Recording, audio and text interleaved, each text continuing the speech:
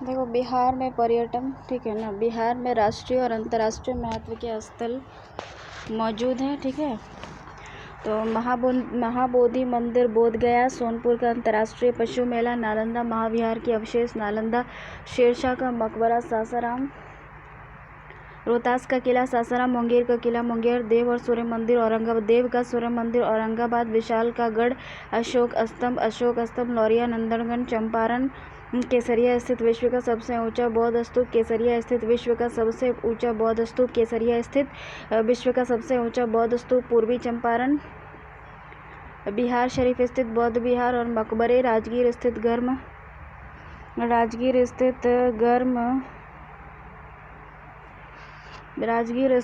गर्म जल के कुंड और पुरातात्विक स्थल और चीज़ें, बराबर की गुफाएं, बराबर की पहाड़ियाँ, पटना के अनेक प्राचीन और ऐतिहासिक स्थल। बिहार के महत्वपूर्ण ऐतिहासिक पर्यटन स्थल को देखा जाए तो सबसे पहले नालंदा आता है।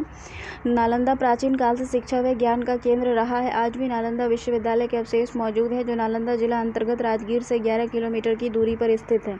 नव नालंदा महाविहार के अवशेषों की खोज सर्वप्रथम पुरातत्व शास्त्री अलेक्जेंडर कनिंघम ने की थी। 7वीं शताब्दी में यहाँ स्थित नालंदा विश्वविद्यालय में दुनिया भर से विद्यार्थी अध्ययन करने आते थे। चीन से ह्वेनसांग त्सोंग और 7वीं सदी तिब्बत से लामा तारानाथ, 9वीं सदी में धर्मस्वामी, 13वीं सदी में छात्र जैसे नालंदा विश्वविद्यालय में पढ़ने आए थे। ह्वेनसांग ने, जो इसी विद्यालय में विद्यार्थी और शिक्षक दोनों रूप में रहा, ने नालंदा विश्वविद्यालय का विस्तृत वर्णन किया।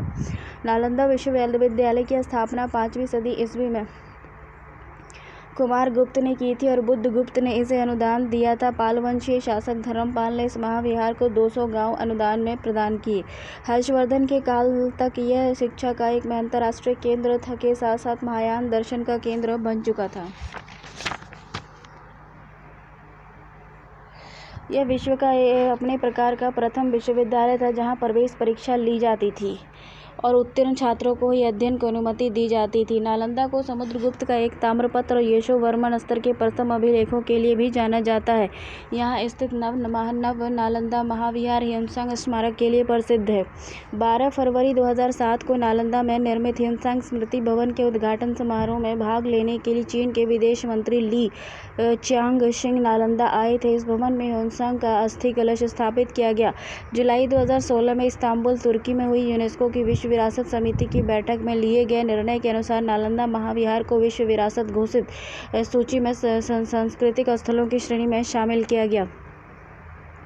राजगीर देखो, नालंदा से 19 किलोमीटर तथा पटना से 103 किलोमीटर दक्षिण में स्थित राजगीर का प्राचीन नाम गिरिवृक्ष था। वर्तमान में इसे राजगीर के नाम से भी जाना जाता है, जो बिहार के नालंदा जिले में है। ये मगध साम्राज्य की प्राचीन राजधानी थी। पुराणों के अनुसार चंड प्रघोत ने यहाँ मगध की राजधानी बसाई थी। महाभारत के काल में जरासंध तथा मगध के नरेश बिंबिसार अजातशत्रु की राजधानी राजगृह में ही थी।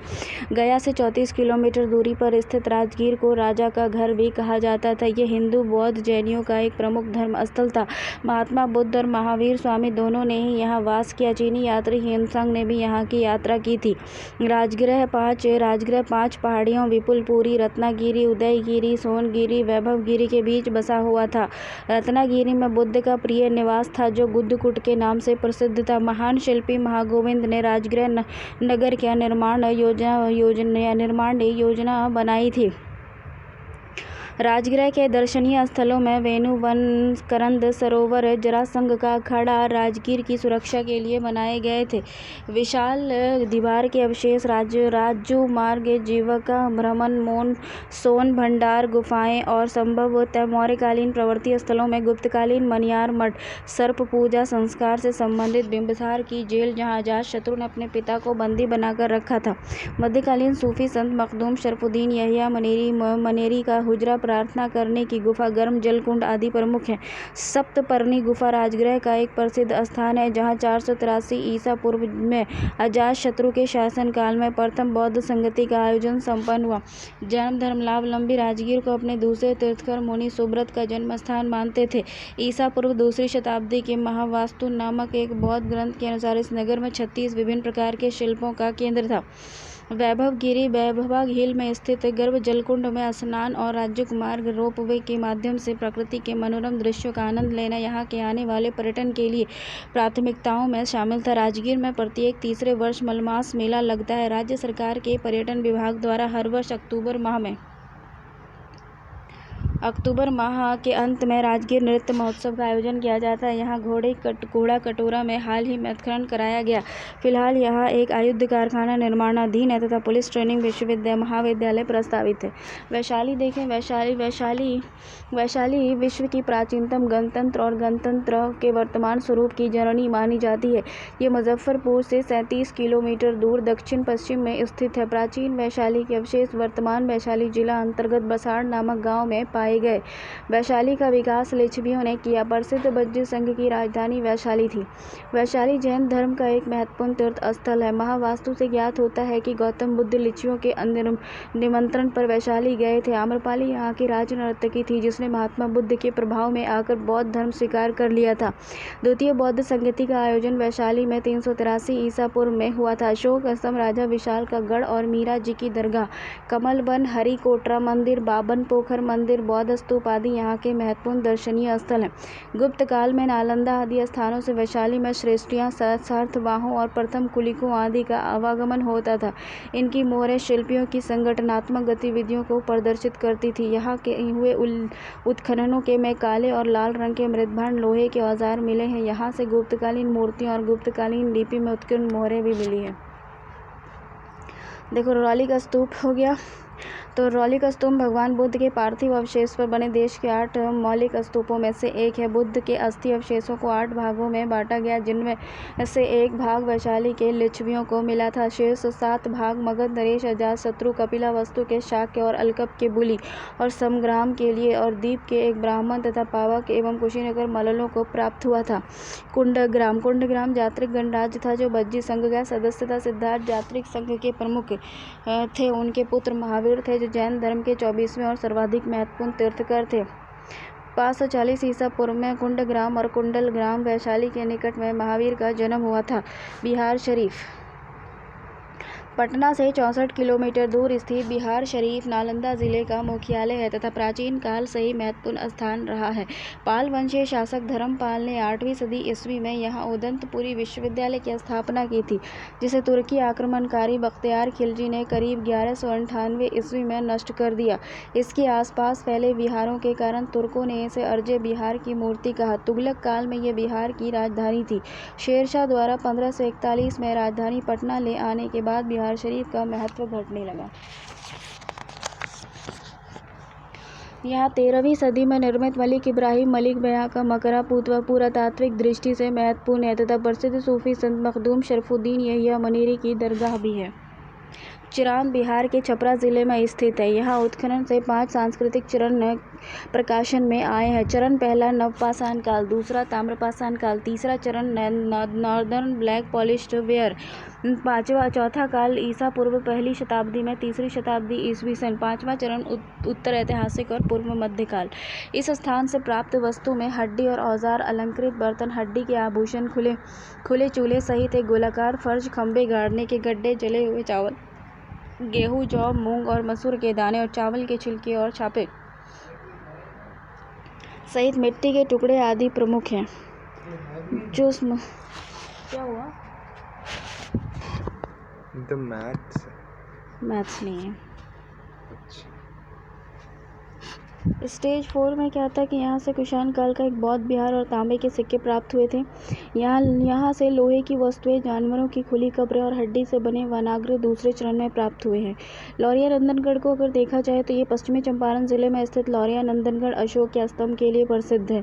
अशोक के प्रथम 6 स्तंभ लेख उत्तर बिहार में लौरिया नंदनगढ़, लौरिया, अरिराज, रामपुरवा से प्राप्त हुए।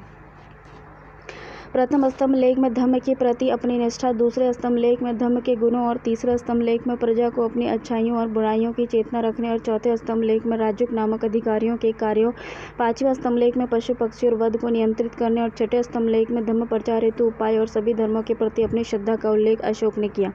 उत्खनन के क्रम में यहाँ एक बौद्ध स्तूप, सिक्के और अनेक मृत भांडों के अवशेष प्राप्त हुए हैं। कुषाण काल में संभवतः यहाँ एक मुद्रालय भी था और गुप्तोत्तर काल में इस नगर की समृद्धि का अंत हुआ।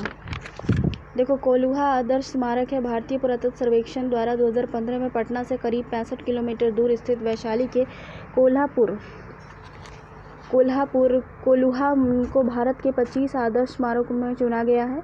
और मौर्य सम्राट अशोक ने यहाँ अखंड पॉलिश बलुआ पत्थर का स्तंभ बनाया था। इसमें स्तंभ पर बने वास्तविक आकार के शेरों को देखा जा सकता है। इस स्थान को बच्ची संघ की राजधानी के साथ साथ विश्व का सबसे पुराना लोकतंत्र भी माना जाता है। यहाँ 1989, 90, 92, 93, 10, 11 में मिले प्रथम काल के उत्तर पाषाण मृत भांडे, द्वितीय काल के सुंगा कुशना पहली शताब्दी की, दूसरी तृतीय काल के गुप्त और गुप्त के बाद के अवशेष मिले हैं, और चौथी छठी शताब्दी और 7वीं शताब्दी के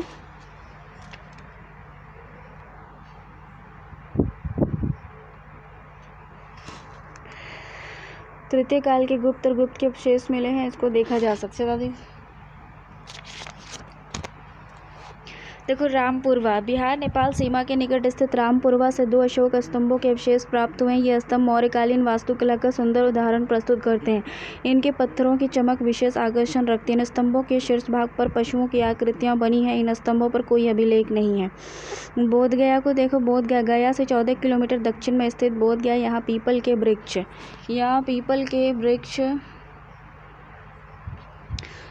के वृक्ष और नीचे गौतम बुद्ध को ज्ञान प्राप्त हुआ था। इस वृक्ष को बोधि वृक्ष और स्थान को उरुवेला कहा जाता है। सम्राट अशोक ने यहीं से पीपल के नन्हे पौधे श्रीलंका भिजवाए थे। बोधगया के निकट निरंजना नदी बहती है, जहाँ भगवान बुद्ध ने स्नान किया था। यहाँ महाबोधि मंदिर है, जहाँ भगवान बुद्ध की विशाल प्रतिमा है। भगवान बुद्ध के जन्म के लगभग 2600 वर्ष बाद यूनेस्को ने जुलाई 2002 में बोधगया स्थित महाबोधि मंदिर को विश्व विरासत स्थल घोषित किया है। 1400 साल पुराने 180 फुट ऊंचे इस मंदिर को यूनेस्को ने पुरातात्विक चमत्कार माना है। अनिमेष लोचन चैत्य इसी महाबोधि मंदिर के निकट स्थित है, जहां ज्ञान प्राप्ति के बाद भगवान बुद्ध एकटक देखते खड़े रहे थे। चनकामन एक उठा चबूतरा है, जहाँ भगवान बुद्ध ऊपर नीचे टहलते थे। ये जानने को कि ये ज्ञान विश्व को दिया जाए अथवा नहीं। यहीं पर एक विशाल धर्म चक्र और अथवा विधि चक्र के साथ तिब्बती मठ स्थित है। गया फल्गु नदी के किनारे बसा गया बिहार का एक प्रमुख ऐतिहासिक और धार्मिक स्थल है। यहाँ स्थित विष्णु मंदिर का निर्माण इंदौर की रानी अहल्याबाई ने करवाया था। यहाँ गया के कुषाण और गुप्त काल का निर्माण कार्य देखने को मिलता है। समुद्रगुप्त के समय श्रीलंका के शासक मेघवर्मन ने गया में एक विहार का निर्माण करवाया था। बंगाल के शासक शशांक ने इस धार्मिक स्थल को नष्ट कर दिया और बोधगया स्थित बोधि वृक्ष को नुकसान पहुंचाया। पाल शासकों के अधीन इन धार्मिक स्थलों का पुनः निर्माण हुआ और गया प्राचीन काल में धातु के मार्ग पर अंतिम पड़ाव स्थल था। बराबर की पहाड़ी गया से लगभग 10 किलोमीटर की दूरी पर स्थित बराबर पहाड़ियों के बीच बनी गुफाएं मौर्यकालीन हैं और इन पर अशोककालीन अभिलेख अंकित हैं। इन्हें सम्राट अशोक द्वारा आजीवक संप्रदाय के भिक्षुओं के निवास के लिए बनाया गया था।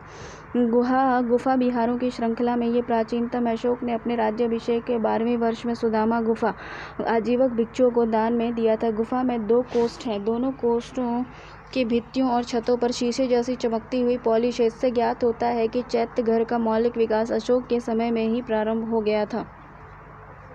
यहाँ पर अशोक के 3 और उसके पुत्र दशरथ के 3 लघु शिलालेख सुरक्षित हैं। इन गुफाओं के कर्ण चौपर, सुदामा गुफा, लोम ऋषि की गुफा और विष्णु झोपड़ी प्रमुख है। गया जिला अंतर्गत बराबर और नागा अर्जुनी की पहाड़ियों से मौखरी वंश के भी 3 लेख प्राप्त हुए हैं। सोनपुर और गया बिहार के गया जिले में स्थित सोनपुर और सोनापुर के नवपाषाण युगीन अनेक साक्ष्य मिले हैं। उत्खनन में यहाँ से 400 ईसा पूर्व की एक कुल्हाड़ी प्राप्त हुई है।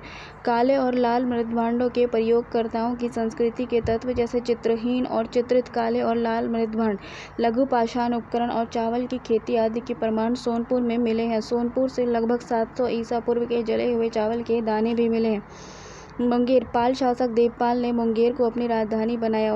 1533 और 34 में शेरशाह ने मुंगेर पर अधिकार कर लिया, जबकि 1563 में अकबर ने मुंगेर को जीतकर मुगल साम्राज्य का अंग बना लिया। अंग्रेज़ों के हस्तक्षेप से मुक्त रहने के उद्देश्य से मीर कासिम ने अपनी राजधानी मुर्शिदाबाद से हटाकर मुंगेर में स्थापित की। अकबर ने बिहार विजय के बाद मुंगेर के किले का निर्माण करवाया था, जिसका जीर्णोद्धार मीर कासिम ने करवाया। मुंगेर में ब्रिटिश काल में ब्रिटिश सेना की छावनी थी। यहाँ पर अंग्रेजी सैनिक ने वेतन और भत्तों की मांग को लेकर विद्रोह भी किया था। इस विद्रोह को श्वेत सैनिक विद्रोह कहा गया और जिस कारण विद्रोह के कारण यहाँ सैन्य छावनी भंग कर दी गई।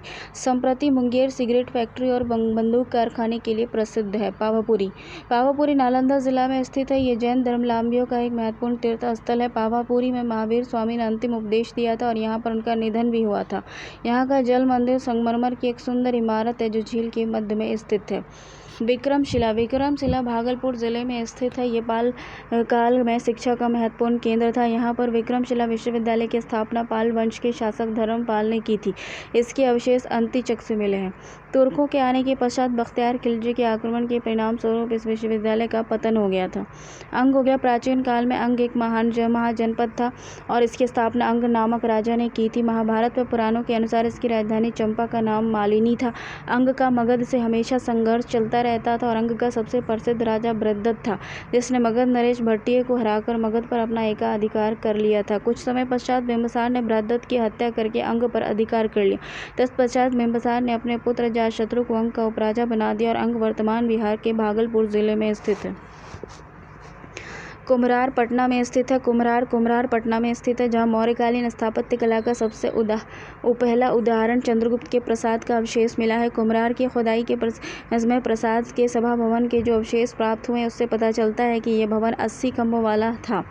सन 1914-15 की खुदाई और 1951 की खुदाई में कुल मिलाकर 40 पाषाण स्तंभ मिले हैं, जो उस समय भग्न अवस्था में था। इस सभा भवन का फर्श और छत लकड़ी का था। भवन की लंबाई 140 फुट और चौड़ाई 120 फुट थी। भवन के स्तंभ बलुआ पत्थर के बने हुए थे और उनमें चमकदार पॉलिश की गई थी। फाहियान ने अत्यंत भावप्रवण शब्दों में इस प्रासाद की प्रशंसा की थी। उत्खननों में यहाँ कुषाण काल की ईंटों की संरचना और सिक्के और गुप्तकालीन सिक्के मिले हैं। बुद्ध स्मृति पार्क। भगवान बुद्ध के 2550 परिनिर्वाण वर्ष भवन के ज्ञान प्राप्ति के 26वें वर्ष की स्मृति में निर्मित बुद्ध स्मृति पार्क पटना जंक्शन के समीप पुराने बांकीपुर सेंट्रल जेल परिसर में अवस्थित है। 2013 में यहाँ पर 3 दिवसीय अंतर्राष्ट्रीय बौद्ध संघ समागम आयोजित हुआ, जिसमें 17 देशों के बौद्ध भिक्षुओं ने पावन दलाई लामा की उपस्थिति में भाग लिया। 22 एकड़ भूमि पर लगभग 125 करोड़ रुपए की लागत से बने इस पार्क में पाटलिपुत्रा करुणा स्तूप नामक 200 मीटर ऊंचा बौद्ध परिक्रमा स्तूप के अतिरिक्त स्मृति संग्रहालय और ध्यान केंद्र मेडिटेशन सेंटर भी है। बौद्ध धर्म के शीर्ष गुरु दलाई लामा द्वारा 27 मई 2010 को लोकार्पित इस पार्क में श्रीलंका के अनुराधापुरम से लाया गया बोधि वृक्ष का पौधा लगवाया गया है तथा श्रीलंका, म्यांमार, थाईलैंड, जापान और इंडोनेशिया से प्राप्त स्मृति के अवशेष रखे गए हैं। बौद्ध स्मृति के अवशेष को देखने के लिए स्तूप के भीतरी भाग में बुलेट प्रूफ कमरा तैयार किया गया है। पाटलिपुत्रा। प्राचीन काल में पाटलिपुत्रा का नाम कुसुमपुर और पुष्पपुर था। पाटलिपुत्रा मगध साम्राज्य, नंद वंश और मौर्य साम्राज्य गुप्त राजवंश की भी राजधानी रही है। आजकल ये पटना नाम से विख्यात है और बिहार राज्य की राजधानी है। अजातशत्रु ने पाटलिपुत्रा का एक किला बनवाया था, जिससे उसके पुत्र उदयन ने पाटलिपुत्रा नगर बसाया। अजातशत्रु ने पाटलिपुत्रा का किला बनवाया था, जबकि उसके पुत्र उदयन ने पाटलिपुत्रा नगर बसाया, मगध साम्राज्य की राजधानी बनाया और 460 से 444 ईसा पूर्व में। आधुनिक शोधों से यह ज्ञात होता है कि पाटलिपुत्र नाम का यह महानगर एक लंबी पट्टी के रूप में कुम्हरार के आधा मील उत्तर में विस्तृत था। सम्राट अशोक का राजमहल छोटी पहाड़ी से कुम्हरार तक 10 वर्ग किलोमीटर क्षेत्र में फैला था। पाटलिपुत्रा पटना में ही भिकना पहाड़ी स्थित है, जो एक कृत्रिम पहाड़ी है। इसकी ऊंचाई लगभग 12 मीटर है और ये 1 मील के घेरे में विस्तृत है। यहाँ पटना के नवाबों की रियासत थी। ठीक है, ये पटना के नवाबों की रियासत थी। यही सम्राट अशोक ने संत की कुटिया रूपी पहाड़ी बनवाई थी। अशोक ने यहाँ 5 पहाड़ियों का निर्माण करवाया था। लगभग 185 ईसा पूर्व में हिंद यूनानी शासक डेमेट्रियस के अभियान से पाटलिपुत्रा का विनाश हुआ। चंद्रगुप्त मौर्य के दरबार में आए यूनानी राजदूत मेगास्थनीज ने पाटलिपुत्रा के कुम्हरार, भिकना पहाड़ी, अगम कुआं, बुलंदी बाग, कंकड़ बाग तथा अन्य निकटवर्ती स्थानों का वर्णन अपने यात्रा वृत्तांत में किया था। अजातशत्रु के उत्तराधिकारी उदयभद्र उदयन ने मगध की राजधानी को राजगृह से पाटलिपुत्रा हस्तांतरित किया और मेगास्थनीज के अनुसार पाटलिपुत्रा नगर की लंबाई 9.5 मील और चौड़ाई 1.5 मील थी। नगर के चारों ओर लकड़ी की दीवार बनी हुई थी। जो मेगास्थनी ने पाटलिपुत्रा को पोलिब्रोता का और इसे मध्य का समकालीन सूसा और एक बताना ईरान के प्रसिद्ध नगर से श्रेष्ठ बताया। पटना से गत वर्ष में जो खुदाई हुई उससे काष्ठ निर्मित दीवार के अवशेष प्राप्त हुए हैं। बुलंदी बाग की खुदाई से प्राचीर का एक अंश उपलब्ध हुआ है। अशोक के शासनकाल में 250 ईसा पूर्व से पाटलिपुत्रा में बौद्ध धर्मावलंबियों को पुनर्गठित करने के लिए बौद्ध परिषद का तीसरा सम्मेलन आयोजित किया गया, जिसकी अध्यक्षता मोगली पुत्तिस ने की। चीनी यात्री फाहियान ने पाटलिपुत्रा की काफ़ी प्रशंसा की। गुप्त साम्राज्य के पतन और हुनों के आक्रमण के पश्चात इस नगर का पतन हो गया। 7वीं शताब्दी के चीनी यात्री ह्यूनचांग ने पाटलिपुत्रा के नष्ट अवस्था का वर्णन किया। इस क्षेत्र का जीर्णोद्धार वर्तमान पटना के निर्माण का श्रेय महान अफगान शासक शेरशाह को जाता है। तारीख़ दाऊदी के विवरण के अनुसार 1541 में शेरशाह ने इस नगर के सामाजिक महत्व और भौगोलिक स्थिति को देखते हुए यहाँ मजबूत किले का निर्माण करवाया और इस पर 5 लाख रुपए खर्च किए। शेरशाह ने बिहार शरीफ से हटाकर पटना को राजधानी बनाया। अकबर ने 1574 में पटना पर मुगल शासन स्थापित किया और 1580 में यहाँ पर टकसाल और मुद्रालय स्थापित करवाया। 1641 में पटना आने वाले मैनरिक नामक यात्री ने यहाँ की जनसंख्या 2 लाख बताई। मैनरिक के अनुसार यूरोपीय कंपनियां इस नगर से व्यापार में सक्रिय थीं। औरंगजेब के पौत्र शहजादा अजीम ने 18वीं शताब्दी के प्रारंभ में इस नगर का पुनर्निर्माण करवाया और इसका नाम अजीमाबाद रखा। उसने इसे द्वितीय दिल्ली बनाने का प्रयास किया। 1738 से 39 में नादिर शाह द्वारा दिल्ली में कत्लेआम के बाद कुछ समय के लिए अजीमाबाद का नगर ही उत्तर भारत का सबसे महत्वपूर्ण शैक्षणिक और सांस्कृतिक केंद्र बन गया था। 1912 में बिहार प्रांत के गठन के बाद इस नगर का विस्तार हुआ तथा इसका महत्व बढ़ा। पटना की नगर देवी पटन देवी के नाम पर ही संभवतः इस नगर का नाम पटना पड़ा।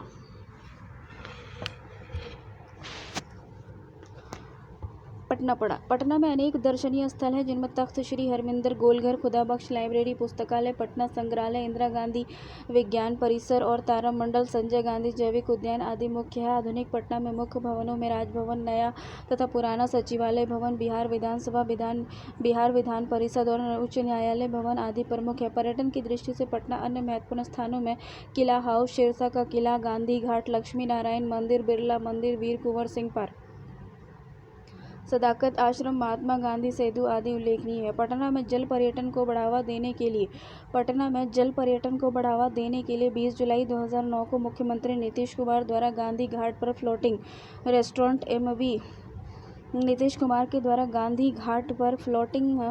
रेस्टोरेंट गंगा विहार का उद्घाटन किया गया। इस जलयान पर लगभग 100 पर्यटकों के बैठने की व्यवस्था है, जिसमें 48 सीटें वातानुकूलित हैं। इटली और भारत के पुरातत्वविदों द्वारा पाटलिपुत्रा के अवशेष की खोज का प्रयास किया गया। जैसे प्राचीन भारत की सबसे समृद्ध राजधानी पाटलिपुत्रा के अवशेष खोजने के लिए अब इटली के पुरातत्वविदों ने पहल किया है।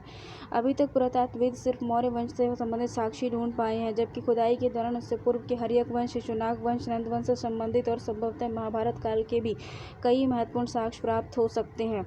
सर्वप्रथम बुकरन के द्वारा प्राचीन पाटलिपुत्रा के भग्नावशेष का सर्वे किया गया था और बाद में अंग्रेज विद्वान सर अलेक्जेंडर कनिंघम और बेंगलर द्वारा प्राचीन पाटलिपुत्रा की पहचान की गई। 1892 में अंग्रेज विद्वान बॉडेल ने पटना का गहन सर्वेक्षण किया और 1894 में यहाँ उत्खनन करवाए। विख्यात विद्वान जीसी मुखर्जी ने 1896-97 में यहाँ पर उत्खनन करवाया। उसकी बृहद खुदाई सबसे पहले 1911-12 से लेकर 1914-15 में डीवी स्पूनर ने करवाई। इसके लिए वित्तीय सहयोग रतन टाटा ने प्रदान किया। इस संदर्भ में बड़ी सफलता उस समय मिली जब डॉक्टर ए.एफ. अलेक्जेंडर और विजयकांत मिश्रा के निर्देशन में 1951 से 1955 तक कुम्हार की विस्तृत खुदाई कराई गई। इस खुदाई के दौरान यहाँ 80 खंभ वाला सभा भवन और आरोग्य विहार का अवशेष मिला। इसकी रिपोर्ट 1939 में प्रकाशित हुई 1959 में प्रकाशित हुई और इसने पूरे विश्व के सामने प्राचीन भारतीय समृद्धि का ठोस साक्ष्य प्रस्तुत किया। हाल ही में भारतीय पुरातत्व सर्वेक्षण विभाग के अंचल 3 के अधीक्षक पुरातात्विक डॉक्टर फणिकांत मिश्रा के निर्देशन में पुणे इन स्थलों पर कार्य प्रारंभ किया गया है। इसके लिए इटली ने प्रोफेसर बिलार्डी को तथा भारत ने डॉक्टर फणिकांत मिश्रा को इस कार्य का भार सौंपा है। इटली के पुरातत्व निर्देशक प्रोफेसर बिलार्डी बुद्धिस्ट सर्किट पर काम कर रहे हैं। इटली के पुरातत्व निर्देशक प्रोफेसर बिलार्डी प्रोफेसर बेराल्डी बुद्धिस्ट सर्किट पर काम कर रहे हैं। उन्होंने अक्टूबर 2007 में नेपाल के गोदियावा में उत्खनन करवाया था। हरमंदिर गुरुद्वारा तख्त श्री हरमंदिर पटना सिटी पटना में स्थित है, जो सिखों के 10वें गुरु गोविंद सिंह के जन्मस्थली पर बनी है। गुरु गोविंद सिंह का जन्म 26 दिसंबर 1600 गुरु गोविंद सिंह का जो जन्म हुआ था वह 26 दिसंबर 1966 को पटना सिटी में हुआ था। यह एक संग्रहालय है जिसमें गुरु गोविंद सिंह से संबंधित अनेक अवशेष सुरक्षित हैं। इनमें गुरु ग्रंथ साहिब की एक प्रति है जिसमें गुरु के हस्ताक्षर हैं। पादरी की हवेली पटना का सबसे पुराना चर्च है। इसका निर्माण जो है 1772 में फादर जोसेफ ने प्रारंभ किया था। पत्थर की मस्जिद पटना में स्थित है। इसका निर्माण जहांगीर के पुत्र शहजादा परवेज के आदेश पर नजर खान द्वारा 1626। इसका निर्माण जहांगीर के पुत्र शहजादा परवेज के आदेश पर नजर खान के द्वारा 1626-27 में कराया गया था। गोलघर पटना में गांधी मैदान के समीप स्थित है तथा इसकी ऊंचाई 96 फीट है। इसका निर्माण 1786 में कैप्टन जॉन गस्टिन ने अनाज रखने के उद्देश्य से करवाया था।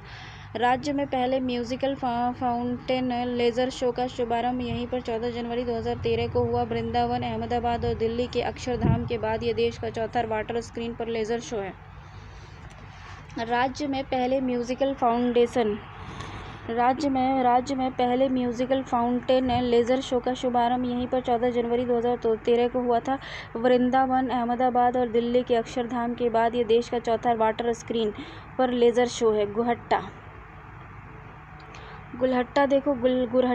गुरहट्टा पटना सिटी में स्थित एक ऐतिहासिक मोहल्ला है जहाँ 3 जुलाई 1857 को पीर अली के नेतृत्व में प्रथम स्वतंत्रता संग्राम का ज्वाला भड़का।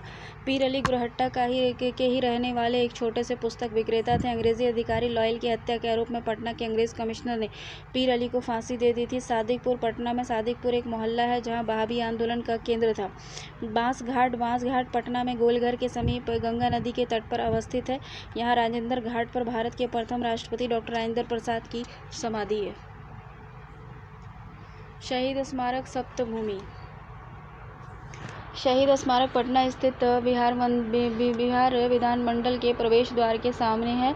यह स्मारक भारत छोड़ो आंदोलन में शहीद होने वाले 7 शहीदों की याद में बनाया गया है। सदाकत आश्रम पटना में स्थित सदाकत आश्रम वर्तमान में बिहार प्रदेश कांग्रेस कमेटी का मुख्यालय है। प्रथम राष्ट्रपति डॉक्टर राजेंद्र प्रसाद अवकाश प्राप्त करने के पश्चात यहीं पर रहे थे, पर इसे मौलाना मजहरुल हक ने असहयोग आंदोलन के दौरान उपयोग हेतु प्रदान किया था। गुलजार बाग को मीर कासिम के भाई गुलजार अली ने बसाया था। गुलजार बाग को मीर कासिम के भाई गुलजार अली ने बसाया था। गुलजार बाग के दक्षिण में प्रसिद्ध पटन देवी का मंदिर स्थित है। मुगल प्रांतपति राजा मान सिंह इस मंदिर का निर्माण 1587 से 94 के दौरान करवाया था।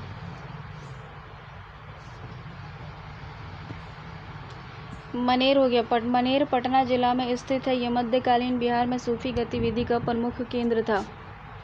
ठीक है। मनेर में मखदूम शरफुद्दीन यहिया मेनेरी और शाह दौलत की मज़ार थी। जहांगीर के द्वारा नियुक्त प्रांतपति इब्राहिम खान काकर ने यहाँ एक मकबरे का निर्माण करवाया था, जो मुगल स्थापत्य का एक श्रेष्ठ उदाहरण है। मनेर में व्याकरण के विश्वविख्यात ज्ञाता पनिनी रहते थे। चौसा देखो, चौसा बिहार की पश्चिमी सीमा पर बक्सर के समीप बसा एक ऐतिहासिक स्थान है जो कर्मनाशा नदी के तट पर अवस्थित है।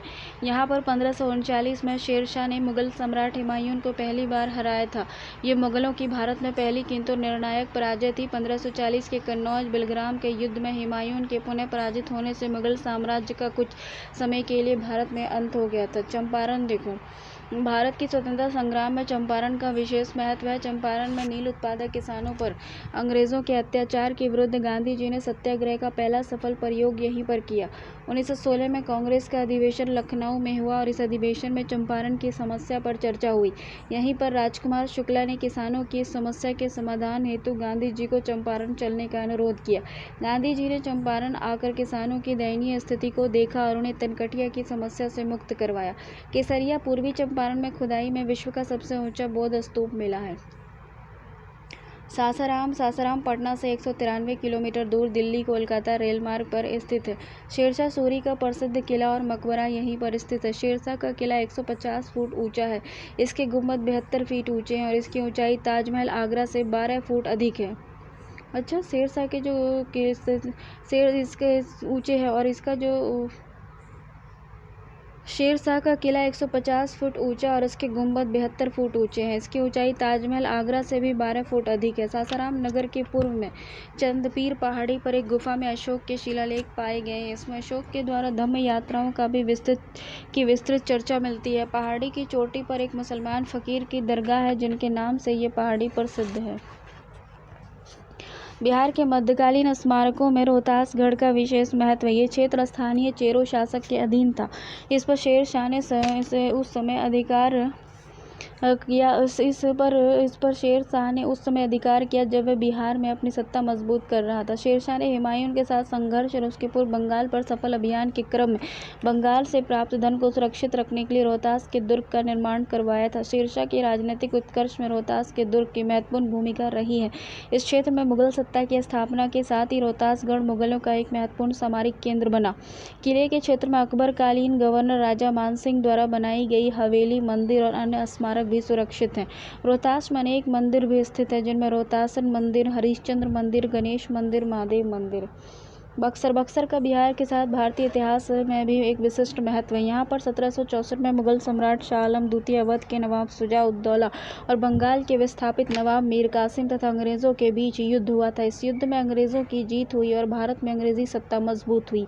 चंपा आधुनिक नाम चंपा नगर है जो बिहार के भागलपुर जिले में स्थित है। चंपा अंग महाजनपद की राजधानी थी जिसके मगध के शासक बिंबिसार ने अपने राज्य में मिला लिया था। रेशमी वस्त्रों के उत्पादन का ये प्रमुख केंद्र था और दक्षिणी पूर्वी एशियाई देशों को यहाँ से रेशमी वस्त्र निर्यात होते थे। जैन ग्रंथों के अनुसार यहाँ जैन तीर्थंकर वासुपूज्य का जन्म हुआ था। यहाँ हुए उत्खननों में ऐसे एक सुरक्षात्मक प्राचीर और डिजाइनों सहित उत्कृष्ट कोटि के उत्तरी काले परिष्कृत निर्माण मिले हैं। चंपा से शुंग कुषाण काल के ईंटों से निर्मित आवास, मनके और आहत सिक्के प्राप्त हुए हैं। गुप्तकालीन तथा पाल शासकों के समय की टेराकोटा की कुछ वस्तुएं भी, कांसे का सामान भी मिला है। पाल ग्रंथों और चीनी यात्री हुनसंग के विवरणों में भी चंपा का उल्लेख मिलता है।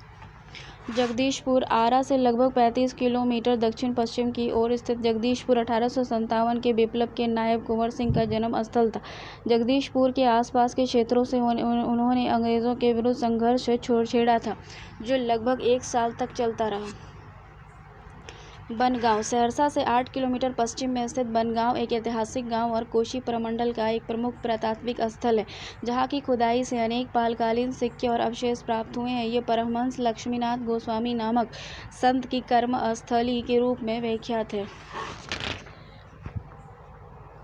बनगांव में भागवती का एक मंदिर है जिसमें देवी दुर्गा की एक पालकालीन मूर्ति है। इसके उत्तर में देवना नामक स्थान पर बनेश्वर महादेव का प्रसिद्ध मंदिर है। बनगांव के पश्चिम में स्थित कंदाहा में एक प्राचीन सूर्य मंदिर है। कुछ विशेषज्ञ इसमें स्थित मूर्ति और चित्रों में बौद्ध धर्म, भगवान बुद्ध और पालकालीन कला की झलक भी देखते हैं। 1917 में यहाँ से प्राप्त मिट्टी के घड़े में चांदी के आहत सिक्के, सोने की चिड़िया और तांबे की चूड़ी और मनके मिले हैं। प्राप्त पुरा अवशेषों के आधार पर इतिहासकार डॉक्टर P.N. दास के अनुसार इस स्थल का निर्माण काल निर्धारण 2वीं सदी ईसा पूर्व से 2री सदी ईस्वी तक किया गया। देव और देववरना गया से 20 किलोमीटर की दूरी पर औरंगाबाद जिले में स्थित है जहां प्राचीन सूर्य मंदिर स्थित है। यहां प्रतिवर्ष भव्य छठ पूजा आयोजित होती है। 1880 ईस्वी में कनिदम ने यहां से एक अभिलेख खोजा था जिसमें प्रवर्ती 3 गुप्त शासकों के नाम मिलते हैं। लेख से में सूर्य मंदिर के लिए वरुणिक नामक गांव और दान देने का उल्लेख मिलता है। सूरजगढ़ा मुंगेर के दक्षिण पश्चिम में लगभग 25 मील दूरी पर स्थित सूरजगढ़ा शेरशाह के राजनीतिक उत्कर्ष से जुड़ा है। 1536 में यहीं एक निर्णायक युद्ध में शेरशाह ने अपने प्रतिद्वंदी नोहानी पठान सरदारों और उनकी सहायता कर रही बंगाल की सेना को पराजित कर बिहार में अपने राजनीतिक वर्चस्व को सुरक्षित कर लिया था। इसी युद्ध में उसके बंगाल अभियान और तत्पश्चात हुमायूं के साथ निर्णायक संघर्ष की भूमिका बनी। अन्य प्रमुख स्थल ऐतिहासिक महत्व के अन्य स्थानों में चंपारण स्थित केसरिया विश्व का सबसे ऊंचा बौद्ध स्तूप के अवशेष कहलगांव के ऐतिहासिक महत्व के अन्य स्थानों में चंपारण स्थित केसरिया विश्व का सबसे ऊंचा बौद्ध स्तूप के अवशेष के लिए कहलगांव बरारी गुफाओं और गुफा मंदिर के लिए सुल्तानगंज जहांगीर कालीन प्रसिद्ध शिला के लिए प्रसिद्ध है। इसके अतिरिक्त मंदार पर्वत सिमरावगढ़ कर्नाटक शासकों की राजधानी जो नेपाल की तराई स्थित क्षेत्र में स्थित है आदि भी उल्लेखनीय ऐतिहासिक स्थल हैं। बिहार के धार्मिक पर्यटन स्थल कौन से हैं? देखो बिहार के प्रमुख ऐतिहासिक स्थल कौन कौन से हैं। देखो धार्मिक और पर्यटन स्थल बड़ी पटन देवी मंदिर पटना। बड़ी पटन देवी मंदिर पटना 51 शक्ति पीठों में से एक माना जाने वाला ये प्राचीन मंदिर पटना सिटी के पश्चिमी दरवाजे के निकट महाराजगंज के क्षेत्र में है। यहाँ भगवती दुर्गा की उपासना की जाती है। छोटी पटन देवी मंदिर पटना पटना सिटी के चौक क्षेत्र में अवस्थित यह पुरातन मंदिर भी भगवती दुर्गा को समर्पित है। काली स्थान पटना सिटी चौक क्षेत्र के मंगल तालाब के निकट स्थित देवी काली का ये प्राचीन मंदिर एक विख्यात पूजा स्थल है। शीतला माता का मंदिर पटना गुलजार बाग रेलवे स्टेशन से दक्षिण पश्चिम में अवस्थित ऐतिहासिक अगम कुआं परिसर में शीतला माता का ये प्राचीन मंदिर स्थानीय लोगों की श्रद्धा का केंद्र है और खसरे की बीमारी से देवी उनकी और उनके परिवार की रक्षा करेगी। इस विश्वास से लोग यहाँ पूजा अर्चना करते हैं। काली स्थान दरभंगा हाउस पटना में गंगा नदी के तट पर पटना विश्वविद्यालय के दरभंगा हाउस के निकट स्थित ये काली मंदिर श्रद्धालुओं की उपासना का भी केंद्र है।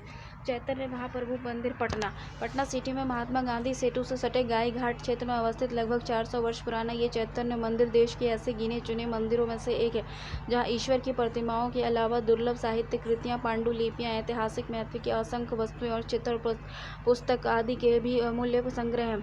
हनुमान मंदिर पटना पटना जंक्शन के बिल्कुल सामने स्थित हनुमान जी की युगल प्रतिमा वाला यह विशाल महावीर मंदिर श्रद्धालुओं की श्रद्धा का एक महत्वपूर्ण केंद्र है। महावीर मंदिर पटना पटना साहिब रेलवे स्टेशन के निकट बेगमपुर के जल्ला क्षेत्र में प्राय 400 वर्ष पुराना एक महावीर मंदिर है जो जल्ले का महावीर मंदिर नाम से जाना जाता है। अन्नपूर्णा मंदिर पटना देखो पटना सिटी में अशोक राजपथ से सटे संकट मोचन मार्ग मच्छर हट्टा गली में स्थित पटना का ये एकमात्र अन्नपूर्णा देवी का प्राचीन मंदिर है। बिरला मंदिर पटना भारत के प्रतिष्ठित उद्योगपति राजा बलदेव दास जी बिड़ला द्वारा सन 1942 में विक्रम संवत में निर्मित पटना के सब्जीबाग क्षेत्र में अवस्थित यह मंदिर हिंदू धर्मावलंबियों की अटूट आस्था का केंद्र है। पटना से बाहर राज्य के अन्य प्रमुख देवस्थल अजगैबीनाथ मंदिर भागलपुर से 26 किलोमीटर पश्चिम सुल्तानगंज में उत्तर वाहिनी गंगा के तट पर स्थित भगवान शिव का ये प्राचीन मंदिर श्रद्धालुओं का एक महत्वपूर्ण तीर्थ स्थान है। प्रत्येक वर्ष श्रावण महीने में लोग इस मंदिर में पूजा अर्चना करते हैं और यहीं से गंगा जल का कांवर लेकर देवघर तक की पैदल यात्रा प्रारंभ करते हैं। यहाँ बाबा बैद्यनाथ का से अभिषेक करते हैं। अरिराज का शिव मंदिर पूर्वी चंपारण जिले के जिला मुख्यालय मोतिहारी से प्राय 30 किलोमीटर दक्षिण पश्चिम में अवस्थित भगवान शिव के इस प्राचीन मंदिर का बहुत महत्व है। एहरौली बक्सर शहरी क्षेत्रों से प्राय 5 किलोमीटर उत्तर पूर्व में माता अहल्या का मंदिर है। ऐसा विश्वास किया जाता है कि ऋषि गौतम की पत्नी अहल्या का उद्धार भगवान राम ने यहीं पर किया था। यहाँ प्रतिवर्ष खिचड़ी उत्सव मकर संक्रांति के अवसर पर बड़ा मेला लगता है। उज्जैन स्थान मधुबनी यहाँ माता काली का एक प्राचीन मंदिर है जिसके संबंध में किंवदंती के है कि महाकवि कालिदास के द्वारा यहाँ देवी की आराधना की जाती थी। उग्रतारा मंदिर महिषी सहरसा शहर से 17 किलोमीटर पश्चिम में स्थित महिषी ग्राम में एक प्राचीन उग्रतारा मंदिर है जिसमें नीले सरस्वती की प्रतिमा भी मूल प्रतिमा के साथ अवस्थित है। मधुबनी के नरेंद्र सिंह देव की पत्नी रानी पद्मावती द्वारा लगभग 500 वर्ष पूर्व स्थापित इस मुख्य मंदिर सहित परिसर में स्थित मंदिरों की प्रतिमाएं पाल काल की हैं। प्रचलित मान्यता है कि 8वीं शताब्दी के दार्शनिक पंडित मंडन मिश्रा का जन्म महिषी ग्राम में हुआ था और आदि गुरु शंकराचार्य ने मंडन मिश्रा और उनकी पत्नी भारती को पत्नी से यही शास्त्रार्थ किया था। कुशेश्वर स्थान दरभंगा देखो कुशेश्वर स्थान दरभंगा है।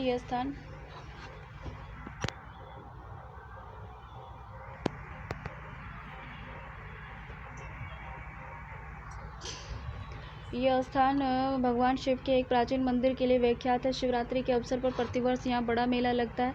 गिरिजा स्थान मधुबनी हरखाली ने प्राय 6 किलोमीटर की दूरी पर फुलहर में एक प्राचीन गिरिजा पार्वती मंदिर है। मान्यता है कि विवाह के पहले सीता और जानकी नियमित रूप से यहाँ स्नान करने और फूल तोड़ने आती थी। यहाँ मंदिर में पार्वती का पूजन करती थी।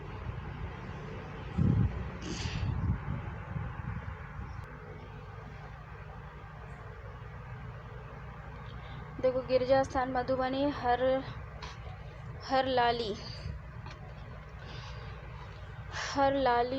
हरलाखी से प्राय 6 किलोमीटर की दूरी पर फुलहर में एक प्राचीन गिरजा पार्वती मंदिर है। मान्यता है कि विवाह के पहले सीता जानकी नियमित रूप से यहाँ स्नान करने के लिए फूल तोड़ने आती थी और मंदिर में पार्वती का पूजन करती थी। गुप्त धाम रोहतास कैमूर की पहाड़ी में एक प्राकृतिक गुफा में प्राकृतिक रूप से ही बना एक शिवलिंग अवस्थित है, जिसे गुप्तेश्वर नाथ के रूप में पूजा जाता है। वसंत पंचमी और शिवरात्रि के अवसर पर यहाँ बड़े मेले लगते हैं।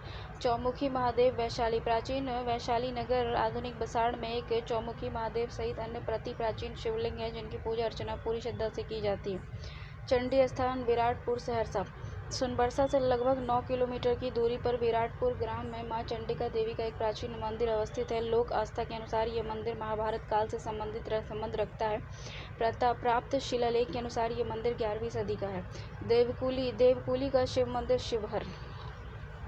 शिवहर से प्राय 6 किलोमीटर पूर्व दिशा में महाभारत कालीन राजा द्रुपद का किला गढ़ माने जाने वाले स्थान पर भगवान भुवनेश्वर शिव का एक अति प्राचीन मंदिर है, जिसके प्रति लोगों में अपार श्रद्धा है। थावे और गोपालगंज से प्राय 6 किलोमीटर दक्षिण में धावे नामक ग्राम में समीप भागवती दुर्गा का एक प्राचीन मंदिर है। इसे सिद्ध पीठ माना जाता है। यहाँ बड़ी संख्या में श्रद्धालु पूजा अर्चना करते हैं। यहाँ निकटस्थ जंगल में सियारों को भोजन कराने की परंपरा है। प्रत्येक वर्ष मार्च अप्रैल महीने में यहाँ बहुत बड़ा मेला लगा करता था। नेपाली मंदिर हाजीपुर पटना से उत्तर हाजीपुर में गंगा और गंडक नदी के पवित्र संगम स्थल पर अवस्थित यह प्राचीन नेपाली मंदिर अपने लघु आकृति में काष्ठ शिल्प का अद्भुत नमूना है, जिसके प्रत्येक काष्ठ स्तंभ में विभिन्न देवताओं की आकृतियां उत्कीर्ण हैं। यहाँ कुछ अन्य आकर्षक आकृतियां भी खजुराहो मंदिर की शैली में उत्कीर्ण है। भलूनी धाम रोहतास विक्रमगंज के निकट भलूनी ग्राम में अवस्थित पार्वती के प्राचीन मंदिर के समीप प्रतिवर्ष अक्टूबर और अप्रैल माह में मेला लगा करता था। मंदारगिरी भागलपुर शहर से प्राय 50 किलोमीटर दक्षिण में बौंसी से 5 किलोमीटर की दूरी पर ग्रेनाइट चट्टानों से बना 700-800 फीट ऊंचा मंदार पर्वत पौराणिक महत्व का स्थान है। ऐसी मान्यता है कि देवताओं और असुरों द्वारा समुद्र मंथन कार्य में इस पर्वत का मथानी के रूप में प्रयोग किया गया था। ऐसी मान्यता है कि देवताओं और असुरों द्वारा समुद्र मंथन कार्य में इस पर्वत का मथानी के रूप में प्रयोग किया गया था। यहाँ पर मकर संक्रांति के अवसर पर बौंसी का विख्यात मेला लगता है। इस पर्वत शिखर पर भगवान मधुसूदन विष्णु का एक प्राचीन मंदिर है। राजगीर नालंदा पटना शहर से प्राय 102 किलोमीटर की दूरी पर राजगीर एक प्रख्यात तीर्थ स्थल है। ऐसा विश्वास है कि मलमास की अवधि में सभी हिंदू देवी देवता यहाँ एकत्रित होते हैं। मलमास के अवसर पर यहाँ लगभग 1 माह चलने वाला बहुत बड़ा मेला लगता है और यहाँ बौद्ध जैन मुस्लिम धर्म संप्रदायों के अनेक पूजा स्थल हैं। राम जानकी मंदिर सीतामढ़ी रेलवे स्टेशन से प्राय 1.5 किलोमीटर की दूरी पर अवस्थित यह स्थान भागवती सीता का जन्म स्थल माना जाता है। यहाँ राम जानकी का मंदिर हिंदू आस्था का केंद्र है। विष्णुपद मंदिर गया शहर से विष्णुपद मंदिर जहाँ अवस्थित है, उसके संबंध में पौराणिक गाथा है कि यहाँ पर भगवान विष्णु ने गयासुर नामक दैत्य का नाश यहाँ पर किया था और एक शिला पर 2 पदचिन्ह अंकित है, जिन्हें भगवान विष्णु का पदचिन्ह माना जाता है। इसकी पूजा की जाती है। वर्तमान मंदिर का निर्माण 18वीं शताब्दी के अंत में इंदौर की महारानी अहिल्याबाई ने करवाया था। शिव मंदिर बराबर जहानाबाद गया से प्राय 24 किलोमीटर उत्तर में स्थित बराबर की पहाड़ी के शिखर पर सिद्धेश्वर महादेव का एक प्राचीन मंदिर है। इतिहासकारों के अनुसार यह मंदिर 7वीं शताब्दी में निर्मित हुआ था। शिवरात्रि के अवसर पर दूर दूर से कांवर में जल लाकर श्रद्धालु इस मंदिर में शिवलिंग पर अभिषेक करते हैं। शिव मंदिर बैकटपुर ऐतिहासिक तथ्य है कि मुगल सम्राट अकबर के सेनापति राजा मान सिंह की माता ने इस स्थान पर शरीर त्याग किया था। राष्ट्रीय राजपथ 37 पर स्थित बैकटपुर ग्राम में गंगा तट पर भगवान शिव का एक प्राचीन मंदिर है, जो राजा मान सिंह द्वारा बनवाया गया था। यह स्थान फतुहा से 8 किलोमीटर पूर्व में अवस्थित है। शिवरात्रि में ये मेला लगता है। सिंहेश्वर स्थान मधेपुरा कहा जाता है कि शिव मंदिर श्रृंगी ऋषि के द्वारा स्थापित किया गया था। इसमें स्थापित शिवलिंग अति प्राचीन है। वर्तमान मंदिर प्राय 200 वर्ष पुराना है और ये मधेपुरा से प्राय 8 किलोमीटर उत्तर दिशा में अवस्थित है। सीताकुंड मंदिर मुंगेर रामायण की पौराणिक गाथाओं से जुड़ा यह स्थान मुंगेर से प्राय 6 किलोमीटर पूर्व दिशा में अवस्थित है, जहाँ गर्म जल के कई कुंड और हिंदू मंदिर है। सूर्य मंदिर जयदेव औरंगाबाद से लगभग 10 किलोमीटर की दूरी पर स्थित यह प्रसिद्ध सूर्य मंदिर प्राय 600 वर्ष से भी अधिक पुराना है और 100 फीट ऊंचा है। सामान्य सूर्य मंदिरों से विलग पश्चिमाभिमुख होना इसकी विशेषता है। इस मंदिर का निर्माण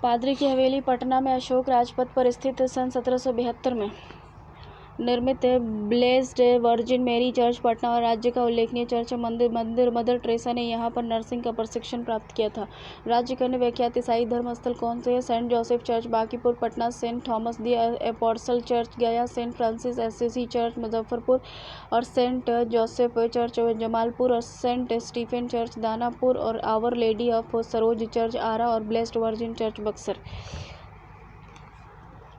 बिहार में बौद्ध धर्म के प्रमुख तीर्थ स्थल कौन कौन से? बोधगया स्थित महाबोधि मंदिर। बोधगया स्थित मंदिर की भव्यता सुव्याख्यात है। इस स्थान पर सर्वप्रथम सम्राट अशोक ने 3री शताब्दी में एक स्तूप बनवाया था, जिसके बाद से कुषाण काल में मंदिर का स्वरूप दिया गया। कुख्यात आक्रमणकारी बख्तियार खिलजी ने 1205 में इस मंदिर को नष्ट कर दिया था और सन 1876 में पुरातत्ववेत्ता ने इस मंदिर के अवशेषों को उत्खनन से अनावृत किया। बोधि वृक्ष। बोधगया महाबोधि मंदिर के पश्चिम में पवित्र पीपल का यह वृक्ष, जिसके नीचे समाधि लगाकर सिद्धार्थ ने ज्ञान प्राप्त किया था, वह बुद्ध बन गए थे। इतिहासकारों के अनुसार वर्तमान वृक्ष अपने वंश की 4थी पीढ़ी का है। कहा जाता है कि इस वृक्ष की पहले की पीढ़ी को सम्राट अशोक की रानी तिष्यरक्षिता, बंगाल के हिंदू शासक शशांक वर्मन और प्राकृतिक आंधी तूफान ने गिरा दिया था। 4थी टहनी जो निकली वही वर्तमान वृक्ष है, जिसके पत्ते बौद्ध धर्मावलंबियों के लिए अत्यंत श्रद्धेय हैं। ब्रजासन बोधगया ये चबूतरे के आकार का है। मान्यता है कि ऐसी पत्थर चबूतरे पर बैठकर बुद्ध ने ध्यान में लगाया था। ठीक है ना। राजगीर हो गया। बौद्ध धर्म की दृष्टि से राजगीर काफ़ी महत्वपूर्ण है। यहाँ बौद्ध के कई स्मारक हैं, जिन्हें देखने देश विदेश से भारी संख्या में पर्यटक आते हैं। विश्व शांति स्तूप राजगीर जापान। विश्व शांति स्तूप राजगीर जापान भारत सर्वोदय मैत्री संघ के द्वारा रत्नागिरी पर्वत के शिखर पर 1959 में विश्व शांति के प्रतीक के रूप में ये विशाल स्तूप निर्मित किया गया था। प्रत्येक वर्ष वार्षिक उत्सव के अवसर पर देश विदेश से अनेक श्रद्धालु यहाँ पर भगवान बुद्ध को अपने श्रद्धा सुमन अर्पित करते हैं। गुद्धकूट पर्वत राजगीर। भगवान बुद्ध ने इस स्थान पर वर्षावास किया था। सप्तपर्णी गुफा राजगीर। भगवान बुद्ध के निर्वाण के प्राप्त करने के उपरांत इस स्थान पर प्रथम बौद्ध संगीति का आयोजन हुआ था और बुद्ध के संदेश को पहली बार लिपिबद्ध किया गया था। सप्तपर्णी गुफा राजगीर में। जीवक आम्रवन है राजगीर। विख्यात आयुर्वेदाचार्य जीवक द्वारा इस स्थान पर एक चिकित्सालय स्थापित किया गया था। मान्यता है कि चचेरे भाई देवदत्त ने जब ईर्ष्या बुद्ध को घायल कर दिया था, तब इसी स्थान पर उनकी चिकित्सा शुश्रूषा हुई थी।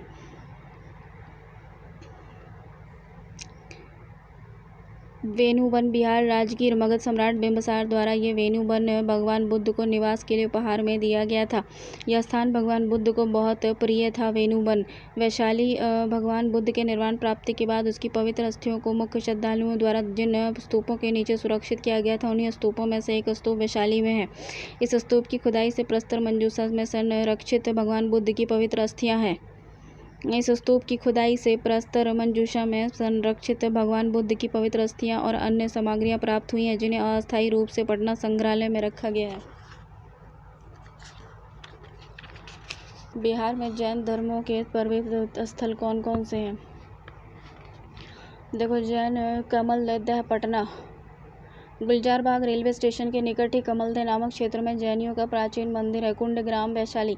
कुंडग्राम वासोकुंड भगवान महावीर का जन्म हुआ था और यह स्थान पटना से प्राय 54 किलोमीटर उत्तर में वैशाली के निकट है। गुनावा जी नवादा। पटना रांची सड़क मार्ग पर नवादा के निकट स्थान अवस्थित है, जहाँ जैनियों का प्राचीन मंदिर है। लछुआर जमुई। सिमरिया से 8 किलोमीटर, सिकंदरा से 7 किलोमीटर दूरी पर स्थित इस स्थान पर जैनियों का प्राचीन मंदिर है। चंपानाथ नगर भागलपुर। भागलपुर से प्राय 6 किलोमीटर की दूरी पर चंपानाथ नगर में दिगंबर जैनियों का प्राचीन मंदिर अवस्थित है। पावापुरी नालंदा। पटना से प्राय 52 किलोमीटर दूर पटना रांची राष्ट्रीय उच्च पथ पर स्थित पावापुरी भगवान महावीर का एक निर्वाण स्थल है। जल मंदिर समोशरण मंदिर यहाँ में स्थान है। पावापुरी में जल मंदिर है। आरा भोजपुर। आरा शहर में जैनियों के प्राय 45 मंदिर स्थित है। इसके निकट मसार में भी एक प्राचीन जैन मंदिर है। राजगीर नालंदा। पटना से 102 किलोमीटर की दूरी पर स्थित राजगीर में मनियार मठ, सोन भंडार और पहाड़ों के शिखर पर जैनियों के कई पवित्र मंदिर स्थित हैं। बिहार के प्रमुख पर्यटन परिपथ क्या हैं? बिहार में रामायण, भगवान बुद्ध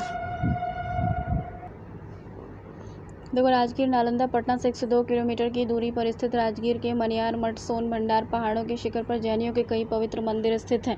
बिहार के प्रमुख पर्यटन परिपथ कौन कौन से हैं? बिहार में रामायण, भगवान बुद्ध और बौद्ध धर्म, सूफी संत और सूफी सिलसिला तथा कोसी क्षेत्र से संबंधित 4 प्रमुख परिपथ सर्किट हैं। रामायण परिपथ, रामायण सर्किट। रामायण परिपथ के अंतर्गत बिहार के वे स्थान आते हैं जिनका बिहार में सीता, जानकी और राम और रामायण कालीन प्रसंगों में कोई संबंध रहा है। रामायण परिपथ के प्रमुख स्थलों में भोजपुर स्थित थाड़, जहाँ राक्षसी तड़ाका का वध हुआ, बक्सर स्थित अहरोली, गौतम ऋषि की पत्नी देवी अहल्या को जहाँ राम ने शप मुक्त कर उनका उद्धार किया था, तथा राम रेखा घाट, सीता स्वयंवर में शामिल होने के लिए जनकपुर जाते समय गुरु विश्वामित्रा के साथ राम और लक्ष्मण में यहीं से गंगा नदी पार किया था। गया स्थित प्रेतशिला पहाड़ी, जहाँ के कुंड में राम ने स्नान किया था। जहानाबाद स्थित काको, जहाँ राम की सौतेली माता कैकेयी ने कुछ दिन प्रवास किया था। जमुई स्थित गिद्धेश्वर, सीता का अपहरण करके ले जाते समय यहाँ पर जटायु नामक गिद्ध के साथ लंकापति रावण की लड़ाई हुई थी। जमुई, गिद्धेश्वर। मधेपुरा स्थित सिंहेश्वर स्थान, ये उसी ऋषि श्रृंग की तपोभूमि है जिसे अयोध्या नरेश दशरथ के प्रथम अश्वमेघ यज्ञ और पुत्रेष्टि यज्ञ संपन्न कराने का श्रेय दिया जाता है, जिनकी भव्य औषधि से राजा दशरथ को 4 पुत्र प्राप्त हुए थे। मधुबनी स्थित फुलहर, जहाँ स्थित गिरिजा मंदिर में राजा जनक की पुत्री सीता देवी आराधना हेतु आती थी और पुष्प वाटिका से फूल तोड़कर भागवती की पूजा करती थी। वैशाली स्थित रामचौरा, जनकपुर जाते समय यहाँ भगवान राम स्नान आदि के लिए रुके थे। सीतामढ़ी स्थित जानकी मंदिर और जानकी मंदिर पनौरा, जिसे राजा जनक की पुत्री सीता का जन्म स्थान माना जाता है। हलेश्वर स्थान, जहाँ पर विदेही राजा जनक ने हल चलाया था, और पंथ पाकड़, जहाँ पर विवाह उपरांत अयोध्या जाते समय सीता की डोली को बरगद वृक्ष के नीचे विश्राम हेतु रखा गया था। पूर्वी चंपारण स्थित सीताकुंड, पूर्वी चंपारण स्थित सीताकुंड, जहाँ पर भगवान राम की पत्नी सीता ने स्नान किया था।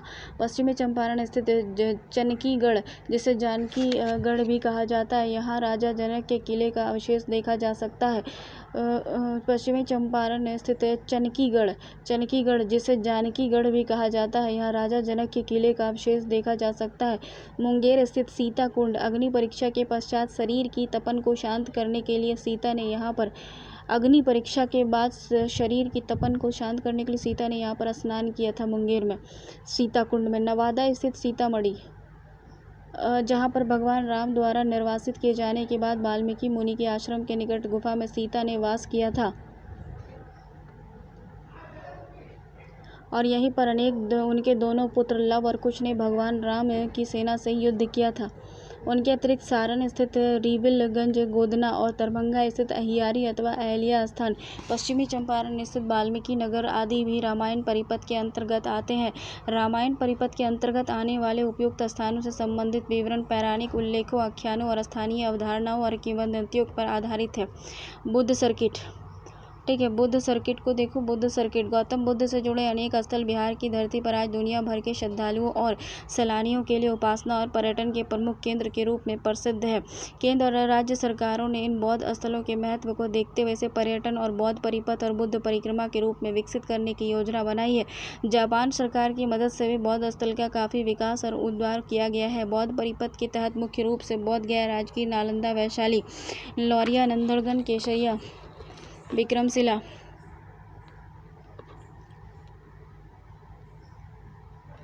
औरंगाबाद में आते हैं। बुद्ध परिपथ, बुद्धिस्ट सर्किट के विकास की दिशा में एक और कदम बढ़ाते हुए केंद्र सरकार ने 148 किलोमीटर लंबी हाजीपुर सुगौली नई रेल लाइन का निर्माण कराया है, जिसका उद्घाटन तत्कालीन प्रधानमंत्री वाजपेयी ने 10 फरवरी 2004 को किया था।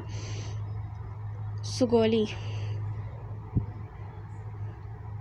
सूफी परिपथ, सूफी सर्किट, इसमें प्रमुख स्थल है पटना स्थित मनेर शरीफ। देखो, इसमें सूफी सर्किट आ गया, तो इसमें कुछ प्रमुख स्थल है जैसे पटना स्थित मनेर शरीफ, खानका मुजीबिया, मंगल तालाब, वैशाली स्थित हजरत जंदाहा, हाजीपुर करबला मामू भगीना का मजार, मुजफ्फरपुर स्थित दाता कमल शाह का मजार, मुंगेर स्थित पीर पहाड़ी और बिहार शरीफ स्थित बड़ी और छोटी दरगाह, रोहतास स्थित चंदन शहीद की दरगाह और शेरशाह का मकबरा आदि, ये सब सूफी सर्किट के अंतर्गत आता है बिहार में। कोसी का सर्किट को देखते हैं। कोसी परिपथ के अंतर्गत आने वाले राज्य के प्रमुख स्थलों में सहरसा स्थित पर्वत, उग्रतारा स्थान महेशी, मंडन भारती स्थान महेशी, सूर्य मंदिर कंदाहा, कारू स्थान महपूरा, परमहंस लक्ष्मीनाथ गोसाई स्थान बाबाजी कुटी बनगांव, चंडी स्थान विराटपुर सोनबरसा, देवनबन शाहपुर नबरहट्टा, औकाही दौरमा सत्तरकटैया, मत्स्यगंधा जलाशय सहरसा सदर, मधेपुरा स्थित सिंहेश्वर स्थान, श्रीनगर नयानगर बसंतपुर और सूरसंड और रामनगर, सुपौल स्थित हरदू परीगंज देवीपट्टी परसरमा, पूर्णिया स्थित जलालगढ़ पूरन देवी गुलाब बाग, छोटी पहाड़ी धरहरा पंदहार, किशनगंज स्थित बहादुरगंज दिघल बैंक बड़ी जान, कटिहार स्थित मनिहारी कुरसेला बेलानदास, अररिया स्थित पलासी मदनपुर, खगड़िया स्थित कात्यायनी स्थान पीरनगर आदि का नाम उल्लेखनीय है।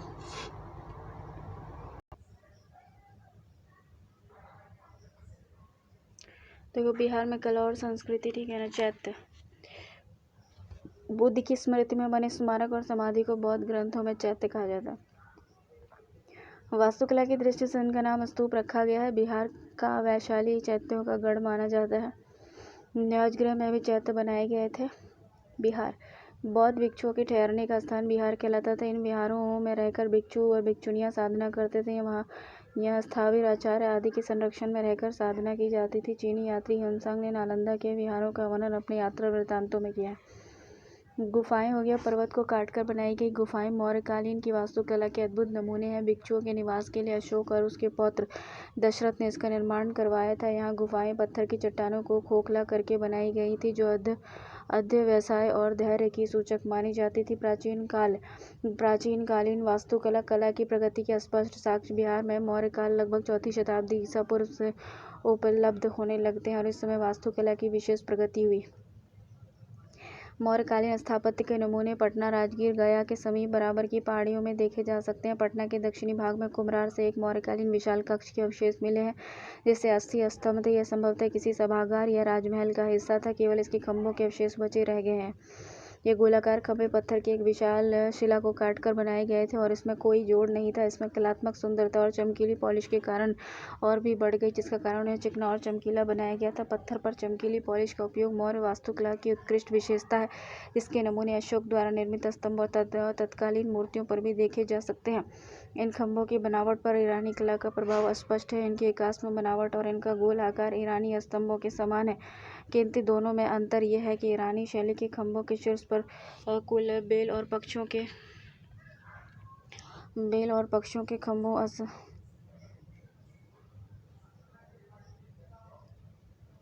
बेल और पक्षों के माध्यम से सजावट का प्रयास देखा जा सकता है, जबकि इन खंभों से इसका अभाव है। मौर्यकालीन में खंभे टूटी हुई अवस्था में हैं और इनके पूर्ण रूप का मात्र अनुमान ही लगाया जा सकता है। इसी प्रकार स्तंभ के अधिक ऊंचाई के अंतर के साथ अशोक द्वारा अपनी धम्म नीति के प्रचार हेतु बनाए गए इनके शीर्ष पर पशुओं के आकार हैं, जिनके नीचे उल्टे हुए कमल के फूल और समान आसन भी हैं। ऐसे स्तंभ बिहार में 4 जगहों लौरिया नंदनगढ़, लौरिया अरिराज रामपुरवा पूर्वी चंपारण, लौरिया नंदनगढ़, लौरिया अरिराज पश्चिम चंपारण, रामपुरवा पूर्वी चंपारण, बसाड़ वैशाली में है। इन पर प्राय प्रथम 6 स्तंभ लेख सुरक्षित हैं। इनके निर्माण में चुनार के घूसर पत्थर के बलू के पत्थर ग्रे सैंडस्टोन का प्रयोग हुआ है और इन पर भी चमकीली पॉलिश का उपयोग हुआ है। बराबर की पहाड़ी की गुफाएं मौर्यकालीन स्थापत्य कला का एक अन्य उदाहरण है। इनमें अशोक और उसके पुत्र दशरथ के अभिलेख अंकित है। इससे पता चलता है कि इन गुफाओं का निर्माण आजीवक संप्रदाय के अनुयायियों और बौद्ध भिक्षुओं के निवास के लिए कराया जाता था। राजगीर स्थित सोन भंडार की गुफाएं भी इसी के क्रम की उपलब्धि प्रतीत होती है। गुफाओं के भीतरी भाग पर चमकीली पॉलिश का उपयोग इनकी विशेषता है। स्थापत्य कला के क्षेत्र में पाल शासकों की देन भी महत्वपूर्ण रही है। इसके साक्ष्य उदंतपुरी, नालंदा और विक्रमशिला महाविहार है। उदंतपुरी के अवशेष सुरक्षित नहीं है।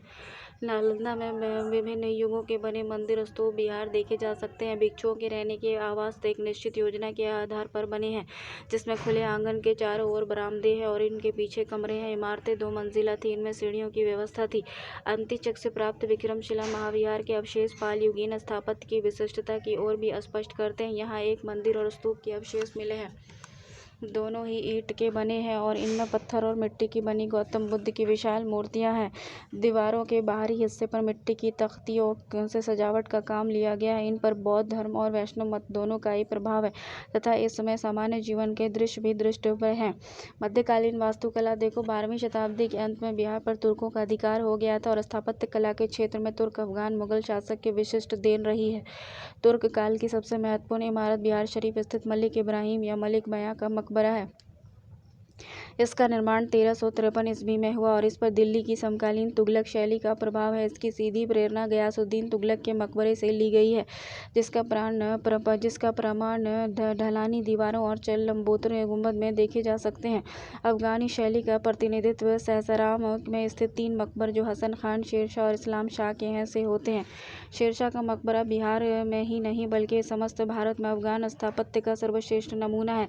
इसका निर्माण 1535 और 1545 में पूरा हुआ। झील के मध्य में स्थित अष्टकोणीय आकार का यह मकबरा चौकोर चबूतरे पर बना है, जिसके चारों ओर सीढ़ियां हैं और इसकी एक छत एक भव्य गुंबद के रूप में अपनी सादगी, संतुलित रूप और गंभीरता के लिए यह मकबरा प्रसिद्ध है। अष्टकोणीय मकबरों की श्रृंखला का यह आखिरी सर्वश्रेष्ठ उदाहरण है। शेरशाह के पुत्र उत्तराधिकारी इस्लाम शाह का मकबरा भी इस ढांचे का था, परंतु अपनी विशालता के कारण यह अधूरा रह गया था। शेरशाह की तरह बख्तियार खान का मकबरा भी सासाराम के सूरी मकबरे के ढांचे पर जैनपुर में बनाया गया था। मुगल कालीन वास्तुकला स्थापत्य कला की मुगल शैली का बिहार में सबसे सुंदर उदाहरण 1617 में निर्मित शाह दौलत का मनेर में स्थित मकबरा है। इसे जहांगीर के शासनकाल में बिहार के प्रांतपति इब्राहिम खान काकर ने बनवाया था। इसका निर्माण लाल पत्थर से हुआ है और इस पर अकबर के अधीन विकसित संश्लेषित शैली का प्रभाव है। इसकी सुंदर जालियां, ऊंचा चबूतरा, भव्य गुंबद इसके मुख्य आकर्षण है। मकबरे की मुख्य इमारत मुगल कालीन मकबरों की 4 बाग शैली के अनुरूप है।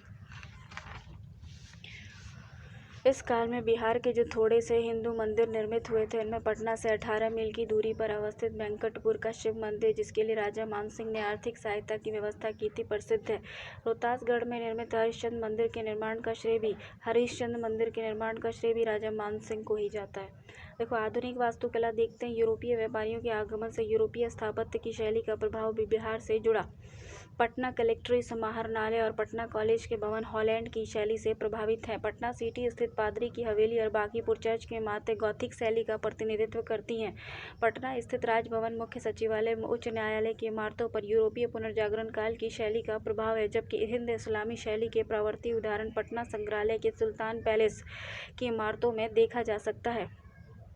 सुल्तान पैलेस। बिहार में मूर्तिकला। बिहार की मूर्तिकला यहाँ के इतिहास का वर्णन करने वाली कला के रूप में देखी जाती है। दीदारगंज पटना से प्राप्त स्त्री मूर्ति, बुद्ध की ताम्र मूर्ति और मुनन मोतियाँ यहाँ की मूर्ति के कला का बेजोड़ नमूना प्रस्तुत करती हैं। बुद्ध की ताम्र मूर्ति 75 फीट ऊंचाई वाली इस मूर्ति को गुप्त काल की एक श्रेष्ठ रचना माना जाता है।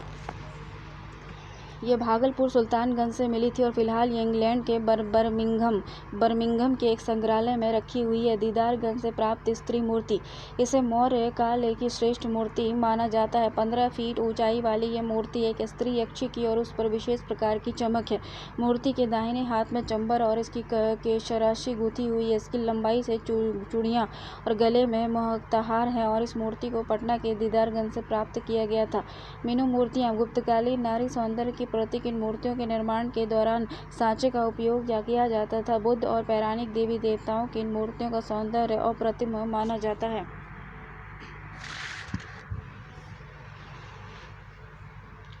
प्राचीन कालीन मूर्तिकला। मौर्य काल में मूर्तिकला काफी विकसित थी। मौर्य वंशीय सम्राट अशोक द्वारा निर्मित अशोक स्तंभों के शीर्ष पर बने हुए पशुओं के मुख्यतः सिंह का प्रयोग हुआ है, किंतु रामपुरवा से प्राप्त स्तंभ के शीर्षों पर सांड है। जहां सिंह के बनावट पर विदेशी कला के प्रभाव देखे जा सकते हैं, जहां सांड के बनाने के ढंग से स्थानीय कला का उन्मुक्त निखार परिलक्षित होता है। पशुओं के उपयुक्त आकार के अलावा मौर्यकालीन मूर्तिकला के अन्य और अधिक उत्कृष्ट नमूने भी देखे जा सकते हैं। उदाहरण के लिए यक्षों की 2 मूर्तियां हैं जो पटना से प्राप्त हुई हैं, किंतु अभी कोलकाता के राष्ट्रीय संग्रहालय में सुरक्षित हैं। ये मूर्तियां हल्के भूरे रंग के बालू के पत्थर की बनी हैं और इनका आकार विशाल है। विश्व प्रसिद्ध पुरातात्विक काशी प्रसाद जायसवाल ने हालांकि इन्हें अजातशत्रु और उदयन की मूर्तियां बताया है, परंतु इनकी बनावट और आकार अन्य स्थानों से प्राप्त यक्षों की मूर्तियों के अनुरूप है और अधिकतर इतिहासकार इन्हें अज्ञात यक्षों की प्रतिमा ही मानते हैं। पट्टा में लोहानीपुर मोहल्ला से पुरुष के नग्न शरीर की 2 मूर्तियां प्राप्त हुई हैं, जो संभवतः जैन तीर्थंकरों की प्रतिमाएं रही होंगी। इनका निर्माण भी जैन शैली के कार्योत्सर्ग मुद्रा में हुआ है, जिनमें एक पर मौर्यकालीन पत्थर की पॉलिश का उपयोग है, जिसके आधार पर इसे जैन कला के आरंभिक ऐतिहासिक नमूनों में एक माना जाता है। मौर्यकालीन मूर्ति कला का अद्भुत नमूना पटना सिटी के दीदारगंज से प्राप्त एक स्त्री की मूर्ति है, जिसे दीदारगंज यक्षी और स्त्री रत्न का नाम दिया गया है। मटियाले भूरे रंग के बलुआ पत्थर से बनी ये मूर्ति सीधी खड़ी हुई मुद्रा में एक स्त्री को दर्शाती है। इसका एक हाथ ऊपर की ओर उठा है, जिसमें एक चोरी चंबर को पकड़े हुए है, दूसरा हाथ टूटा हुआ है। मौर्यकालीन पॉलिश का इस पर भी उत्तम प्रयोग हुआ है और अभी तक ये पटना संग्रहालय में सुरक्षित है। शुंग और कुषाण काल में कला का विकास जारी रहा, मगर इस काल के नमूने में से मौर्यकालीन कलात्मक गुणवत्ता नहीं प्रकट होती है और इनकी संख्या भी बहुत कम है। गुप्त काल में देखा जाए पुणे वास्तुकला और मूर्तिकला का विकास बड़े पैमाने पर हुआ। इसकी प्रेरणा सारनाथ के क्षेत्र में विकसित और मथुरा कला से प्रभावित शैली से प्राप्त होती थी। गुप्तकालीन मूर्तिकला के नमूने रोहतास, भोजपुर, नालंदा, राजगीर, गया, वैशाली, सुल्तानगंज, पटना आदि स्थानों से प्राप्त हुई है। बौद्ध धर्म की तुलना में हिंदू धर्म का प्रभाव इनमें अधिक नजर आता है और गुप्त काल में कई मंदिरों का भी निर्माण हुआ था। नालंदा का विद्या का केंद्र है। इससे संबद्ध कुछ अवशेष गुप्तकालीन स्थापत्य कला के सुंदर उदाहरण प्रस्तुत करते हैं और ये परंपरा गुप्तोत्तर काल में भी बनी रही। पाल युग में पत्थर और कांसे की मूर्तियों के निर्माण की एक उन्नत शैली का विकास बिहार में हुआ, जिसका प्रसार बंगाल में भी देखा जा सकता है। कांस्य प्रतिमाओं के निर्माण की इस शैली के निर्णायक देन धीमन और उसके पुत्र विटपाल की रही है। ये नालंदा के निवासी थे और 9वीं शताब्दी में 2 महान पाल शासक धर्मपाल और देवपाल के समकालीन थे। नालंदा में मंदिर स्थल संख्या 13 से प्राप्त अवशेष धातु को गलाने और उसे सांचे में ढालने के प्रमाण प्रस्तुत करते हैं। पालकालीन कांस्य प्रतिमाएं सांचे में ढली हैं, जिसके अनेक नमूने नालंदा और कुकरीहार से प्राप्त हुए हैं। नालंदा से प्राप्त नमूने मुख्यतः देवपाल के समय के हैं, जबकि कुकरीहार गया के समीप के कुछ इतिहासकार बौद्धों के कुकटपाद महाविहार का स्थान बताते हैं। ये प्राप्त मूर्तियां प्रवृत्ति काल की हैं। दोनों ही शैली के वस्तुतः एक समान है। इसके अतिरिक्त फतेहपुर, अंतिचक, इमादपुर आदि से भी ऐसी मूर्तियां, कांसे के बने हुए स्तूपों के नमूने और कुछ बर्तन भी पाए गए हैं। इन मूर्तियों के अधिकतर बौद्ध धर्म से प्रभावित है। बुद्ध, बोधिसत्व और अवलोकितेश्वर, मंजूश्री, मैत्रेयी, तारा, जमला, हथग्रीव आदि को इन मूर्तियों में दर्शाया गया है। हिंदू धर्म के देवी देवता में मुख्यतः विष्णु, बलराम, सूर्य, उमा महेश्वर, गणेश की मूर्तियां देखी जा सकती हैं। पाल युग के में पत्थर की मूर्तियां भी कलात्मक सुंदरता का उत्तम उदाहरण प्रस्तुत करती थी। ये मूर्तियां काले बेसाल्ट पत्थर की बनी है, जो संथाल परगना और मुंगेर जिला की पहाड़ियों से प्राप्त किए गए हैं। इन मूर्तियों में भी मुख्यतः देवताओं का ही चित्रण किया गया है, जिनमें प्रधानतः बुद्ध की मूर्तियां ही हैं। इसके बाद विष्णु की मूर्तियां। शैव मत और जैन धर्म का प्रभाव बहुत सीमित रहा और इसमें संबद्ध मूर्तियां यदा कदा ही देखी जा सकती हैं। सभी मूर्तियां अत्यंत सुंदर हैं और कला की परिपक्वता को दर्शाती हैं। अलंकार की प्रधानता इन्हें और भी आकर्षक बनाती है। पाल युगीन अधिकांश मूर्तियों में गौतम बुद्ध के जीवन की महत्वपूर्ण घटनाओं को दिखाया गया है, जैसे उनका जन्म, ज्ञान की प्राप्ति, प्रथम धर्मोपदेश की प्रस्तुति, निर्वाण आदि। पाल काल में सुंदर और कलात्मक मृदभांड भी देखे जा सकते हैं।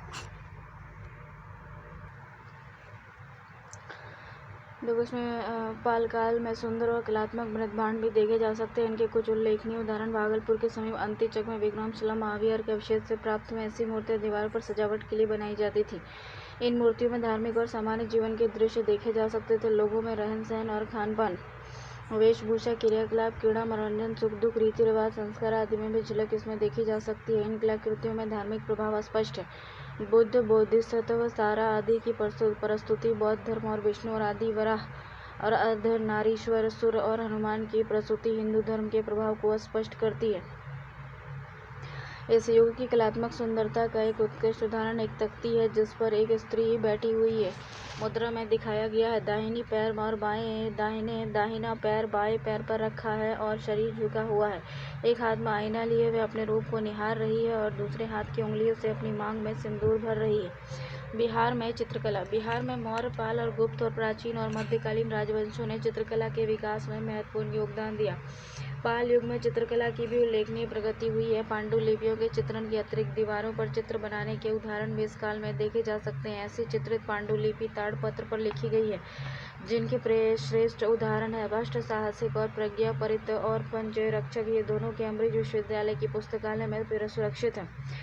इनमें लगभग 100 लघु चित्र बने हैं, जिसमें महात्मा बुद्ध के जीवन के दृश्यों के अतिरिक्त महान परंपरा में पूजे जाने वाले विभिन्न बौद्ध देवी देवताओं का चित्रण हुआ है। इन चित्रों में प्राथमिक रंगों में लाल, नीला, काला, सफ़ेद, सहायक रंगों में हरा, बैंगनी, हल्का गुलाबी और धूसर रंग का प्रयोग किया गया है। इन चित्रों में तांत्रिक कला का भी अस्पष्ट प्रभाव है। कहीं कहीं ये विशेषताएं नेपाल और बर्मा की कला से समानताएं प्रस्तुत करती हैं। चित्रकला का एक अन्य स्वरूप भित्ति चित्र के रूप में नालंदा जिला के सराय के स्थान से प्राप्त हुआ है। ग्रेनाइट पत्थर के बने एक बड़े चबूतरे के नीचे वाले भाग पर कुछ ज्यामितीय आकार और फूलों के आकार और मनुष्यों और पक्षियों का चित्रण किया गया। हालांकि ये चित्र काफ़ी धुंधले पड़ चुके हैं, फिर भी कुछ आकृतियों की पहचान संभव है। इन चित्रों में हाथी, घोड़ा, नर्तकी, बोधिसत्व, उबला, जंभला आदि प्रमुख हैं। इन चित्रों की शैली पर जनता और बाघ गुफा के चित्रों की शैली का प्रभाव देखा जा सकता है। बिहार की प्रमुख चित्रकला शैली में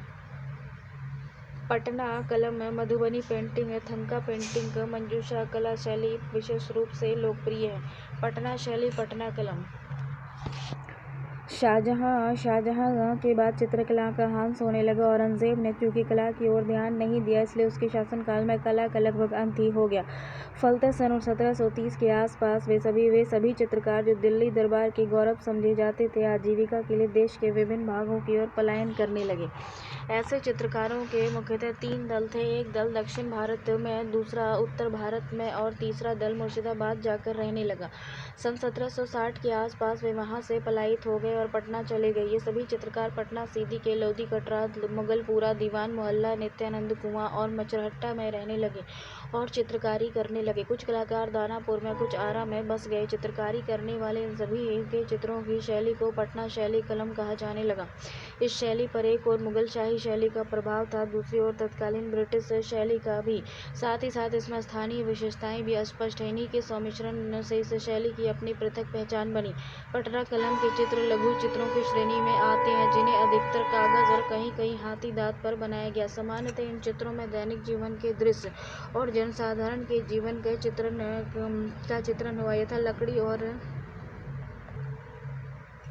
लकड़ी काटता हुआ, बड़ी मछली बेचती हुई औरत, लोहार, सुनार, इक्का वाला, पालकी उठाए कहार, खेत जोतता किसान, साधु सन्यासी आदि के चित्र। इसके अलावा इस शैली के चित्रों पर पशु पक्षियों को भी देखा गया और विभिन्न प्रकार के फूलों का भी चित्रण है। पटना शैली के चित्र मुख्य रूप से 3 प्रकार के चित्र बनाए जाते थे: व्यक्ति विशेष के चित्र, विवाह उत्सव के चित्र, पर्व त्योहार और जीव जंतुओं के चित्र। सन 1880 में इस शैली के प्रमुख चित्रकार शिवलाल और स्वर्गवास के बाद उनकी चित्रकला समाप्त हो गई। संप्रति पटना शैली के चित्र पटना में कला महाविद्यालय, पटना संग्रहालय, भानुजी के संग्रहालय, कोलकाता में कोलकाता संग्रहालय में तथा विदेशों में उपलब्ध है। पटना कलम के प्रमुख चित्रकार। पटना शैली के मुख्य चित्रकार रहे हैं सेवक राम 1770 से 1830, हुलाल लाल 1785 से 1885 और झुमक लाल, शिवदयाल लाल, लालचंद, ईश्वरी प्रसाद वर्मा, गोपाल लाल, गुरु सहाय लाल, कन्हैया लाल, जय गोविंद लाल, दक्षो बीबी सोना कुमारी, बहादुर लाल, यमुना प्रसाद, गोपाल चंद्र, जयराम दास, भैरवजी, लालू लाल, दल्लू लाल, बेनी लाल, महादेव लाल, रामेश्वर प्रसाद। इस चित्र शैली को मूलतः पुरुषों की चित्र शैली कहा जाता है। इस शैली के महत्वपूर्ण चित्रकारों में पहला नाम सेवक राम का है, जबकि इस श्रृंखला के अंतिम प्रतिनिधि ईश्वरी प्रसाद थे। मिथिला पेंटिंग, मधुबनी चित्रकला। मिथिला पेंटिंग और मधुबनी चित्रकला बिहार की एक विश्वविख्यात चित्र शैली है। इसका इतिहास पुराना है, परंतु इसे ख्याति हाल के दशक में ही प्राप्त हुई। इस शैली के चित्र 2 प्रकार के होते हैं: भित्ति चित्र और अरिपन चित्र। भित्ति चित्र में 3 रूप देखे जा सकते हैं: गोसाउनी घर की सजावट, कोहबर घर की सजावट, कोहबर घर के कोनों की सजावट। पहली श्रेणी के चित्र धार्मिक महत्व के होते हैं, जबकि अन्य 2 प्रतीकों में उपयोग अधिक होता है। धार्मिक भित्ति चित्रों में दुर्गा, राधा कृष्ण, सीताराम, शिव पार्वती, विष्णु लक्ष्मी आदि का अधिक चित्रण होता है। कोहबर घर के भीतर और बाहर बने चित्र कामुक प्रवृत्ति के होते हैं और इनमें कामदेव, रति और यक्षिणी के अतिरिक्त पुरुष और नारी की ज्ञानेंद्रियां बनाई जाती हैं। पृष्ठभूमि के लिए पशु, पक्षी और वनस्पति के चित्र बनाए जाते हैं, मगर इनका भी प्रतीकात्मक महत्व होता है। इस शैली के चित्र मुख्यतः दीवारों पर ही बनाए जाते हैं, मगर हाल के दिनों में कपड़े और कागज पर भी इसका चित्रण देखा गया है। चित्र उंगलियों से और बांस की कलम और कूची से बनाई जाती थी। लोक कल्पना की ऊंची उड़ान, कला से गहरा भावनात्मक लगाव और सुंदर प्राकृतिक रंगों का प्रयोग इन चित्रों को विशेष आकर्षण प्रदान करता है। इन चित्रों में प्रयोग किए जाने वाले रंग अधिकांशतः वनस्पति से प्राप्त किए जाते थे और इसमें मुख्यतः हरा, पीला, नीला, केसरिया, नारंगी, बैंगनी आदि रंगों का प्रयोग होता था। मधुबनी चित्रकला का एक प्रमुख प्रकार रूप अरिपन चित्र है। ये आंगन में या चौखट के सामने जमीन पर बनाए जाने वाले चित्र थे, जिन्हें बनाने में कूटे हुए चावल को पानी में रंग में मिलाकर बनाया जाता था। अरिपन रंगोली चित्र प्राय उंगली से ही बनाए जाते थे। अरिपन चित्रों में 5 श्रेणियां निर्धारित की जाती थी: मनुष्य और पशु पक्षी को दर्शाने वाले चित्र, फूल फल पेड़ फलों के चित्र, तंत्रवादी प्रतीकों पर आधारित चित्र, देवी देवताओं के चित्र, वास्तविक दीप और स्वास्तिक दीप आदि के आकार। बिहार की इस प्रमुख चित्रशैली मिथिला पेंटिंग की सन 1942 में लंदन के आर्ट गैलरी में प्रदर्शनी लगाई गई थी। सन 1966 में इस कला को लोकप्रियता और ख्याति तब मिली जब भारतीय हस्तशिल्प परिषद दिल्ली के सदस्य भास्कर कुलकर्णी मधुबनी आए। इस चित्रशैली के चित्रकारों के अनुसार इसे विख्याति दिलाने का श्रेय भास्कर कुलकर्णी तथा पूर्व केंद्रीय मंत्री स्वर्गीय ललित नारायण मिश्रा के अतिरिक्त उपेंद्र महारथी और उपेंद्र ठाकुर को भी है। मिथिला पेंटिंग वैसे तो पूरे मिथिलांचल में बनाई जाती है, परंतु मुख्य रूप से ये मधुबनी तथा उसके आसपास के क्षेत्र जितवारपुर, गैराटी, सिमरी, भवानीपुर आदि में बनाई जाती है। इन चित्रों में बनाए गए तोते, बाज, सूर्य, हाथी, मछलियां, मोर और सिंह के चित्र क्रमशः काम, वंश वृद्धि, दीर्घ जीवन, भौतिक समृद्धि, सृष्टि, उत्प्रेरक, शांति और शक्ति के प्रतीक के रूप में बनाए जाते हैं। मिथिला पेंटिंग के चित्रों में लगभग 90% महिलाएं ही हैं। यही कारण है कि इस शैली को महिलाओं की शैली कहा जाता है। मिथिला पेंटिंग के कुछ कलाकार हैं, जैसे कि सीता देवी, जगदम्बा देवी, गंगा देवी, पद्मश्री, भागवती देवी, महासुंदरी देवी, शशिकला देवी, गोदावरी देवी, नीलम कर्ण, बाछो देवी, भूमा देवी, हीरा देवी, ललिता देवी, निर्मला देवी, मुद्रिका देवी, नीलू यादव, भारती दया, अरुण प्रथा दास, विमला दत्त, अरुण कुमार यादव, नरेंद्र कुमार कर्ण, शिव पासवान, उर्मिला देवी, इनमें से अधिकांश को राष्ट्रीय अथवा प्रादेशिक पुरस्कार मिल चुके हैं। मिथिला चित्रकला की वरिष्ठ कलाकार और पद्मश्री से सम्मानित सीता देवी ने 1986 में बर्लिन में भारत महोत्सव में भाग लिया था। मंजूषा चित्रशैली भागलपुर क्षेत्र में लोक गाथाओं के अधिक प्रचलित बेहुला बिशहरी की कथाएं इस चित्रशैली में चित्रित होती हैं। मूलतः भागलपुर अंग क्षेत्र में सुपरिचित इस चित्रशैली में मंदिर जैसे दिखने वाली एक मंजूषा जो सनाटी की लकड़ियों से बनाई गई होती थी, पर बेहुला बिशहरी की गाथाओं से संबंधित चित्र कूंचियों द्वारा बनाए जाते थे। मुख्यतः मछलियों और विकसित और पालित और चित्रकला शैली की प्रमुख कलाकार चक्रवर्ती देवी का निधन 2009 में हो गया। सांझी कला जिसे लोग रंगोली, अल्पना, अरिपन के नाम से जानते हैं, पिछले 40 वर्षों से बिहार विशेषकर पटना मिथिला क्षेत्र में अधिक प्रचलित है। ये मूलतः उद्गम स्थल की दृष्टि से ब्रज क्षेत्र की कला है। थंका पेंटिंग इस चित्रशैली के 109 चित्र पटना संग्रहालय के एक भाग में सुरक्षित है। हालांकि ये मूलतः बिहार की चित्रशैली के चित्र नहीं है, बल्कि तिब्बती चित्रशैली के चित्र है, जबकि कुछ लोग इन्हें बिहार का मानते हैं। बौद्ध शैली की चित्रकला का प्रादुर्भाव बिहार में ही हुआ। उस कला के लिए उत्पन्न विचार यहाँ से विश्व के अनेक भागों में भेजे जाते थे, इसलिए इस चित्रशैली का भाव की दृष्टि से दूर का ही सही मगर बिहार से संबंध है। जातक कथाओं, बुद्ध धर्मोपदेशों, भारतीय आचार्यों, तिब्बती संतों के जीवन को अपना पूर्ण वर्ण विषय बनाने वाली यह चित्रशैली पट एवं मंडल और धार्मिक चित्रशैली से जुड़ी है। इन संरक्षित 109 चित्रों में से जिन 5 विषयों का वर्णन किया गया वे है दिव्याला और अभी धर्मोपदेश, धर्मपाल, अंतः प्रकृति और मंडल। इन चित्रों में रंग संयोजन को अत्यधिक महत्वपूर्ण माना गया है।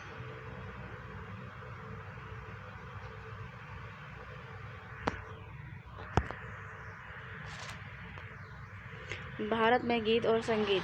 बिहार के गीत और संगीत। भारत में संगीत की परंपरा 2 तरह से विकसित हुई। प्रथम को शास्त्रीय संगीत और दूसरे को लोक संगीत कहा जाता है। बिहार में दोनों प्रकार के संगीत प्रचलित हैं। ठीक है, शास्त्रीय संगीत में ताल, लय, मात्रा, राग, रागिनी आदि से संबद्ध जटिल नियमों का पालन करना होता है। शास्त्रीय संगीत 2 प्रकार का होता है, कंठ संगीत और वाद्य संगीत। लोक संगीत को सामूहिक तथा व्यक्तिगत रूप से बिना वाद्य यंत्रों की सहायता के भी गाया जा सकता है। बिहार में शास्त्रीय संगीत की एक मजबूत परंपरा रही है। ध्रुपद, धमार, ख्याल, ठुमरी राज्य की सर्वाधिक प्रचलित शास्त्रीय संगीत है। राज्य में लोक गीतों की व्यापक परंपरा है। स्थानीय लोक गीतों में चैती, कजरी, होली आदि प्रचलित है। इन गीतों को लोग छोटे छोटे समूहों में झूम झूम कर गाते हैं। यहाँ लोग चैत महीने में चैती और चैता बड़े उत्साह से आते हैं। चैती मूल रूप से भोजपुरी क्षेत्र की गायन शैली है। होली के अवसर पर विशेष प्रकार की लय में गीत गाए जाते हैं जिन्हें फग कहा जाता है। बिहारी लोकगीतों में बारहमासा का एक अलग स्थान है। बारहमासा में वर्ष के प्रत्येक महीने की विशेषता का वर्णन मिलता है। आज जब आकाश में काले काले बादल घिरे रहते हैं, पुरवैया बयार बहने लगती है और हल्की हल्की फुहार भी पड़ने लगती है, तब किशोरियाँ और नववधुएं झूले पर झूलती हुई बारहमासा और कजरी गाती हैं। जंतसारी भी राज्य का एक अत्यंत लोकप्रिय गीत है। इसमें किसी ऐतिहासिक घटना का वर्णन रहता है। इसे ग्रामीण महिलाएं चक्की और जांता चलाते समय धर धर आवाज़ के साथ स्वर मिलाकर गाती हैं। देखो, मिथिला में विशेष तौर पर विद्यापति के गीत गाने की परंपरा है। इन गीतों को नचारी भी कहते हैं और इनका स्वरूप अर्ध शास्त्रीय होता है। नचारी में भगवान शिव की संस्तुति की जाती है। लोकगीतों का घनिष्ठ संबंध जनजीवन से होता है। विभिन्न अवसरों पर अलग अलग लोकगीत गाए जाते हैं। जैसे शिशुओं के जन्म के अवसर पर महिलाएं सोहर गाती हैं। किसी नवजात शिशु के जन्म पर पंबरिया, खिलौना, बधावा गाते नाचती हैं। विवाह उत्सव में झूमर गाया जाता है, जबकि बेटी विदाई के अवसर पर समदाउन गाया जाता है। पुरुषों के बीच अल्लाह बिरहा लोकायन गाने में सुनने की पुरानी परंपरा रही है। चरवाहे बिरहा गाते हुए अपने अपने मवेशियों को चराते हैं, जबकि गाँव में हाट बाजारों में रेलवे स्टेशनों पर अल्लाह और लोरी गायन सुनने और सुनाने की परंपरा है। अल्लाह वीर रस प्रधान लोक काव्य। स्वतंत्रता आंदोलन के दौरान अनेक ऐसे लोकगीतों का प्रयानायन बिहार में हुआ है जो देशभक्ति की आवाज़ को बुलंद करते थे। उन्हें स्वतंत्रता सेनानियों और जनसामान्य को काफ़ी प्रेरणा मिलती थी। इन दिनों राजेंद्र कॉलेज छपरा के प्रिंसिपल मनोरंजन प्रसाद सिन्हा द्वारा रचित फिरंगिया गीत इतना लोकप्रिय हुआ कि इस गीत को गाने वाले को तुरंत कैद कर लिया जाता था। श्री रघुवीर नारायण का देश प्रेम से भरा बटोहिया गीत भोजपुरी क्षेत्र के घर घर में गाया जाता है। इस गीत में मातृभूमि की वंदना की गई है। पंडित श्याम दास मिश्रा रचित गीत ये मेरा बिहार वर्तमान में काफ़ी लोकप्रिय है। बिहार के प्रमुख लोकगीत। देखो, बिहार के प्रमुख लोकगीत। ऋतु गीत। बिहार के प्रत्येक ऋतु में अलग अलग गीत गाए जाते हैं जिन्हें ऋतु गीत कहा जाता है। विभिन्न गीतों के नाम है कजरी, चैता, चतुर्मासा, बारहमासा, हिंडोला आदि। संस्कार गीत। बिहार में विवाह, जनेऊ, मुंडन, बालक बालिकाओं के जन्मोत्सव आदि के अवसर पर विभिन्न प्रकार के गीत गाए जाते हैं। ये संस्कार गीत हैं। सोहर, समदाउन, गौना, बेटी विदाई, कोहबर, खिलौना, बाधा आदि। पेशा गीत हो गया। बिहार के विभिन्न पेशाओं के लोग अपना कार्य करते समय मस्ती में जो गीत गाते हैं उसे ही पेशागती गीत कहा जाता है। बिहार में विभिन्न पेशा गीत हैं। गेहूँ पीसते समय जांता पिसाई, जंतसारी, छत की ढलाई करते समय थपाई और छप्पर छाते समय छवाई। इसके अतिरिक्त रोपनी, सोहनी आदि कार्य को करते समय भी गीत गाए जाते हैं। गाथा गीत। बिहार राज्य के अलग अलग क्षेत्रों में विभिन्न प्रकार के गाथा गीत गाए जाते हैं जिनमें प्रमुख है लोरिकायन, सलहेस, बिजमैल और दीना भद्री। लोरिकायन हो गया। लोरिकायन वीर रस का लोकगीत है। इस गीत के माध्यम से लोरिक के जीवन प्रसंगों का वर्णन किया जाता है। इस लोकगीत को मुख्य रूप से अहीर लोग गाते हैं क्योंकि यह गाथा नायक अहीर था ग्वाला। इस गाथा को मिथिला, भोजपुर, मगही क्षेत्रों में लोग अपने अपने ढंग से गाते हैं। सलहेस। दौना नामक एक मालिन का प्रेमी था। किसी शत्रु ने ईर्ष्या और शत्रुता के कारण सलहेस पर चोरी का झूठा आरोप लगा कर उसे बंदी बना दिया। दौना मालिन ने इस ढंग से अपने प्रेमी सलहेस को मुक्त कराया कि उसकी प्रकरण को इस लोकगीत के माध्यम से सुनाया और प्रस्तुत किया जाता है। बिजमैल लोकगीत के अंतर्गत गीतों के माध्यम से राजा विजयमल की वीरता का वर्णन किया जाता है। दीना भद्री लोकगीत के माध्यम से दीना और भद्री नामक दो भाइयों की वीरता को मार्मिकता के साथ गाया जाता है। इसके अतिरिक्त राज्य के अनेक गीत गाए जाते हैं जैसे अल्लाह, मैनावती, राजा विक्रमादित्य, गोपीचंद्र बिहुला, राजा हरिश्चंद्र, कुंवर ब्रिजभार, लाल महाराज, कालिदास, छतिर चौहान, राजा ढोलन सिंह की जीवन गाथा पर आधारित गीत होते हैं। पर्व गीत। बिहार में विभिन्न पर्व त्योहारों के अवसर पर भिन्न भिन्न प्रकार के मांगलिक गीत गाए जाते हैं जिसे पर्व गीत कहा जाता है। उदाहरण के तौर पर तीज, छठ, जितिया, गोधन, रामनवमी, जन्माष्टमी, होली, दीपावली जैसे अवसर पर अनेक प्रकार के पर्वतीय गीत गाए जाते हैं। पर्व गीत गाए जाते हैं। इसके अतिरिक्त बिहार में सांझा, प्राति, झूमर, बिरहा, प्रभावती, निर्गुण आदि गीत भी गाए जाते हैं। बिहार में प्रचलित राग क्या है? प्राचीन काल से ही बिहार में विभिन्न रागों का प्रचलन रहा है जो विभिन्न संस्कारों के समय गाए जाते हैं। बिहार में संगीत के क्षेत्रों में नचारी, चैता, पूर्वी, फाग रागों को महत्वपूर्ण माना जाता है। नचारी मिथिला के प्रख्यात कवि विद्यापति ने नचारी राग के गीतों का सृजन किया। नचारी में भगवान शिव की संस्तुति की जाती है। लगनी राग के गीतों की रचना भी महाकवि विद्यापति ने की। लगनी राग उत्तर बिहार के दरभंगा, मधुबनी, समस्तीपुर, सहरसा, सुपौल, मधेपुरा, पूर्णिया आदि जिलों में विवाह के अवसर पर गाए जाते हैं। फाग राग के गीतों की रचना कथित तौर पर नवल किशोर सिंह ने की, जो फगुआ और होली गीत के रूप में प्रसिद्ध है। नवल किशोर सिंह बेतिया राज के जमींदार थे। नवल किशोर सिंह बेतिया राज के जमींदार थे। पूर्वी राग के गीतों का जन्म सारण जिला में हुआ। उन गीतों के माध्यम से विरहिणियाँ अपनी दयनीय दशा का वर्णन करती हैं और गीतों के द्वारा पति वियोग का वर्णन करती हैं। बिहार के प्रमुख लोक गायक और गायिका। बिहार के प्रमुख लोक गायक और गायिकाओं में प्रमुख नाम है विंध्यवासिनी देवी, कुमुद अखौरी, शारदा सिन्हा, भरत सिंह, भारती, मोतीलाल, मंजुला, कमला देवी, ग्रेसर कुजूर, ब्रजकिशोर दुबे, अजित कुमार अकेला, योगेंद्र सिंह अलबेला, उर्वशी, रेणुका सहाय, लतिका झा, माया रानी दास, गजेंद्र नारायण सिन्हा, गजेंद्र महाराज, पंडित राम कैलाश यादव, भिखारी ठाकुर पुरस्कार से सम्मानित आदि। बिहार के लोक नाटक। बिहार के लोक जीवन में लोक नाट्यों का अपना एक विशेष महत्व है। इन लोक नाट्यों को प्रदर्शित करने के लिए सुसज्जित रंगमंच, पात्रों का मेकअप तथा वेशभूषा की आवश्यकता नहीं होती। बिहार के प्रचलित लोक नाटक जैसे विदेशिया भोजपुर क्षेत्र का अत्यंत लोकप्रिय लोक नाट्य है। इस लोक नाट्य में लौंडा नाच के साथ साथ अल्हा, बरहमासा, पूर्वी नटुआ, पंबड़िया आदि पुट योग होता है। इस नाटक का आरंभ मंगलाचरण से होता है तथा महिला पात्रों की भूमिका पुरुष कलाकारों द्वारा निभाई जाती है। जट जाटिन बिहार का एक अत्यंत प्रचलित लोक नाट्य है। ये लोक नाट्य प्रतिवर्ष सावन से कार्तिक माह की पूर्णिमा के आसपास तक अविवाहित लड़कियों द्वारा अभिनीत होता है और इस लोक नाटक के माध्यम से जट जाटिन के वैवाहिक जीवन का प्रदर्शन किया जाता है। डोमकच बिहार का एक अत्यंत घरेलू एवं निजी लोक नाटक है। ये लोक नाटक घर आंगन में ही बारात के जाने के बाद अन्य विशेष अवसरों पर विवाहित महिलाओं द्वारा प्रस्तुत किया जाता है।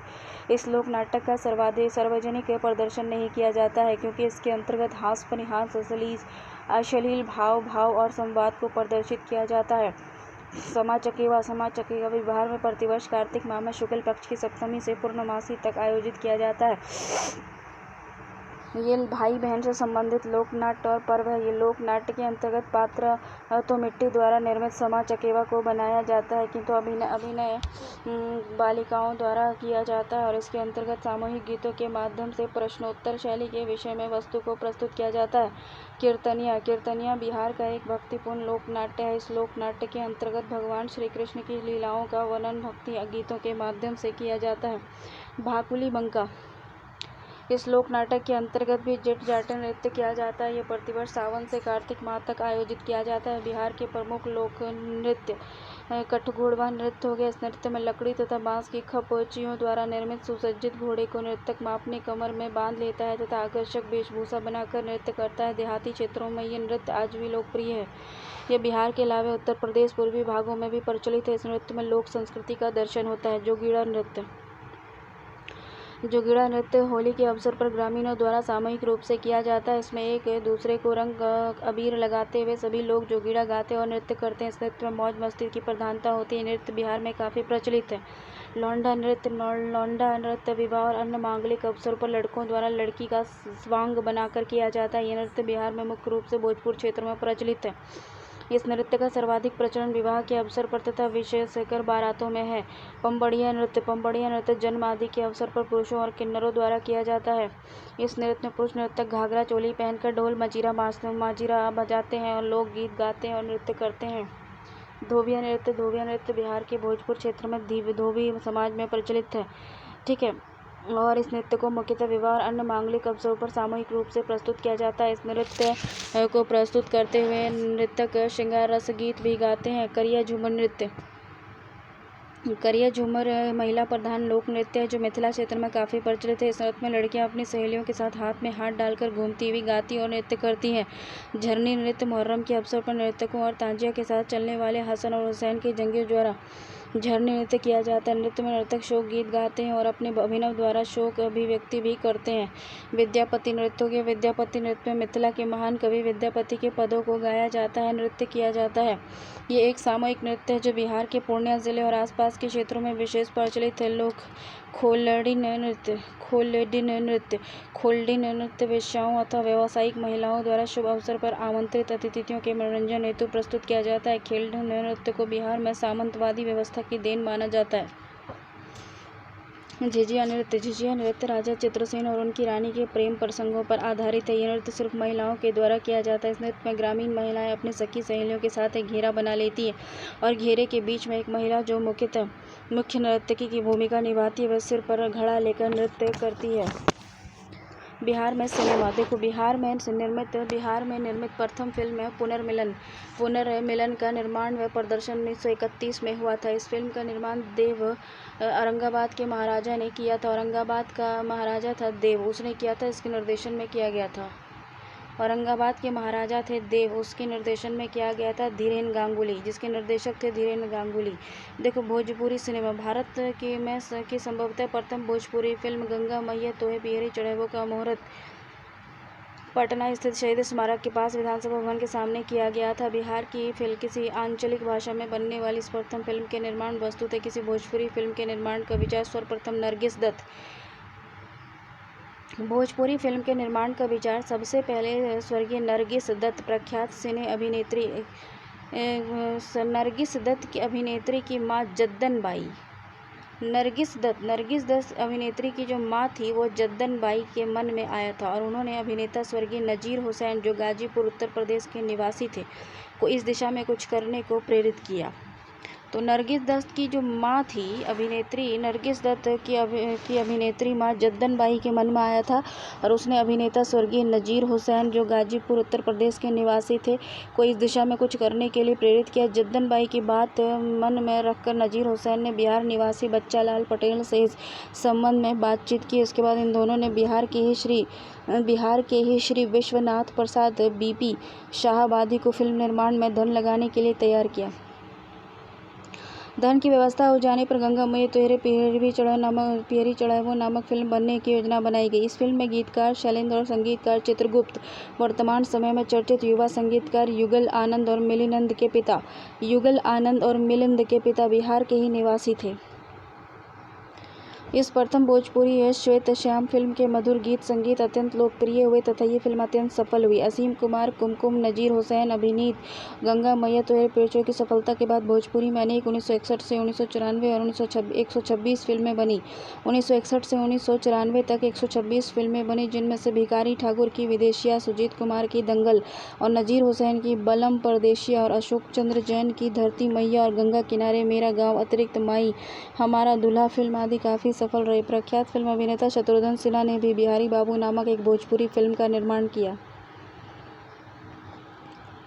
गंगा किनारे मेरा गांव ऐसी पहली भोजपुरी फिल्म थी जिसमें डिस्को डांस दिखाया गया था तथा मॉरिशस में भी ये फिल्म प्रदर्शित हुई थी। गंगा किनारे मेरा गांव ऐसी पहली भोजपुरी फिल्म थी जिससे डिस्को डांस दिखाया गया था तथा मॉरिशस में भी ये फिल्म प्रदर्शित हुई थी और किसी अंतर्राष्ट्रीय फिल्म महोत्सव के लिए भी इसका चयन हुआ था। बलम परदेशिया भोजपुरी की ऐसी फिल्म थी जिसने कुछ शहरों में स्वर्ण जयंती मनाई थी। पान खइये सैया हमार ऐसी पहली भोजपुरी फिल्म थी जिसमें अमिताभ बच्चन, रेखा और रंजीत जैसे हिंदी फिल्मों के चोटी के कलाकारों ने पहली बार अभिनय किया था तथा नौशाद जैसे दिग्गज संगीतकार ने संगीत दिया था। मनोज तिवारी मृदगल, रवि किशन, सुदीप पांडे ने दिनेश लाल यादव निरहुआ, पवन सिंह छैला बिहारी निरहुआ आदि आज की भोजपुरी फिल्मों के चर्चित कलाकार हैं। मनोज तिवारी मृदगल अभिनीत ससुर, बड़ा पैसा वाला, दरोगा बाबू, आई लव यू आदि हाल में निर्मित सफल भोजपुरी फिल्मों ने भोजपुरी फिल्म उद्योग बॉलीवुड को एक नई ऊर्जा और गति प्रदान की है। बी.आर. चोपड़ा निर्मित लोकप्रिय टीवी धारावाहिक महाभारत तथा अमिताभ बच्चन अभिनीत सुप्रसिद्ध फिल्म नमक हलाल को भोजपुरी में डब करके क्रम से पटना दूरदर्शन केंद्र से प्रसारित और बिहार के सफलतापूर्वक प्रदर्शन किया जा चुका है। भोजपुरी में यह अपनी तरह का प्रथम प्रयोग था। प्रसिद्ध टीवी शो गेम शो कौन बनेगा करोड़पति के भोजपुरी भोजपुरी संस्करण का प्रसारण हुआ।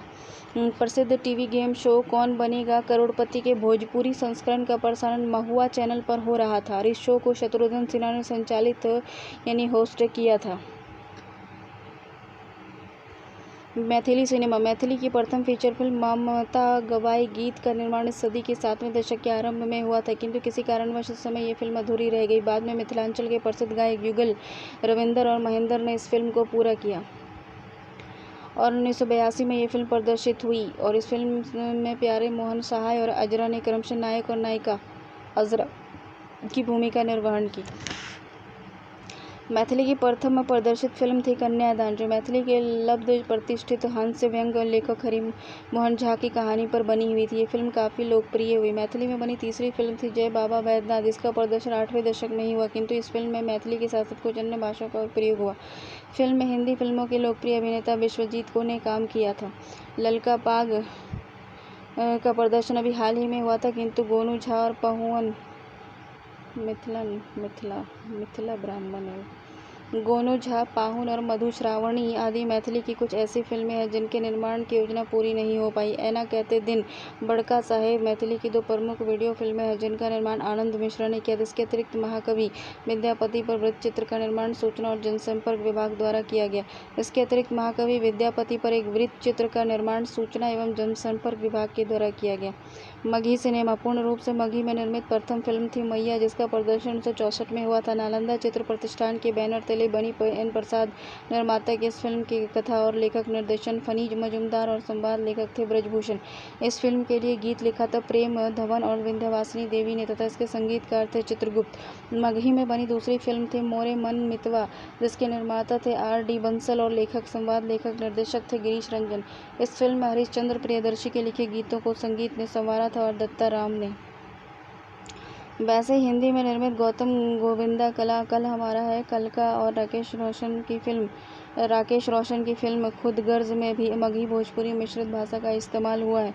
हिंदी सिनेमा। संभवतः कल हमारा है बिहार में पहली हिंदी फीचर फिल्म है जिसमें बिहार के ही कलाकारों कुणाल और इस फिल्म के नायक थे मुख्य भूमिकाएं अदा की थी। देवानंद की अत्यंत सफल फिल्म जॉनी मेरा नाम, शत्रुघ्न सिन्हा की फिल्म कालका, मनोज तिवारी, वाजपेयी, विनीत शुक्ल और रिचर्ड एटनबरो की अंतर्राष्ट्रीय ख्याति प्राप्त 8 ऑस्कर पुरस्कारों से सम्मानित फिल्म गांधी के कुछ प्रमुख दृश्यों की शूटिंग बिहार में हुई थी।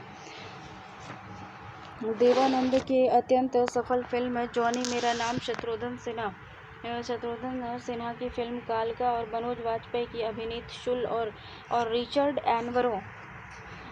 एटनबरो की अंतर्राष्ट्रीय ख्याति प्राप्त एवं 8 ऑस्कर पुरस्कारों से सम्मानित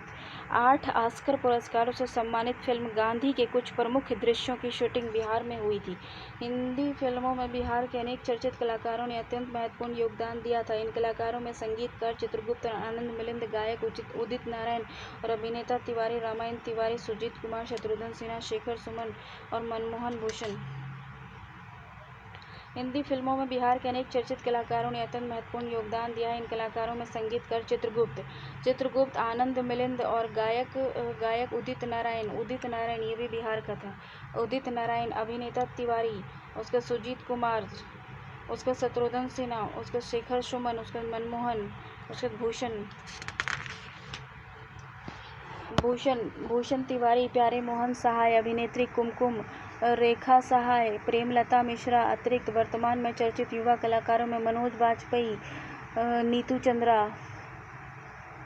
चंद्रा और पटना में पले बड़े अनुराग सिन्हा आदि का नाम उल्लेखनीय। बिहार में फिल्म महोत्सव। जन संस्कृति मंच के बैनर तले पहली बार पटना फिल्मोत्सव का आयोजन 25 से 27 दिसंबर 2009 को बिहार इंडस्ट्रीज एसोसिएशन सभागार पटना में हुआ।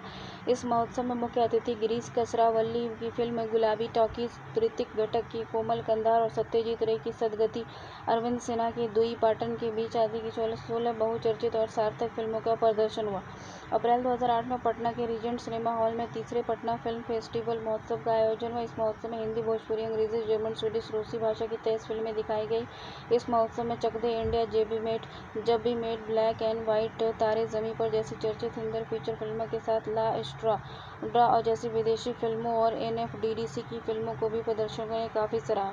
बिहार में आयोजित चौथा फिल्म महोत्सव था। इसके पहले गया में एक बिहार फिल्म फेस्टिवल और पटना में 2 फिल्म फेस्टिवल 6-7 में आयोजित हो चुके हैं।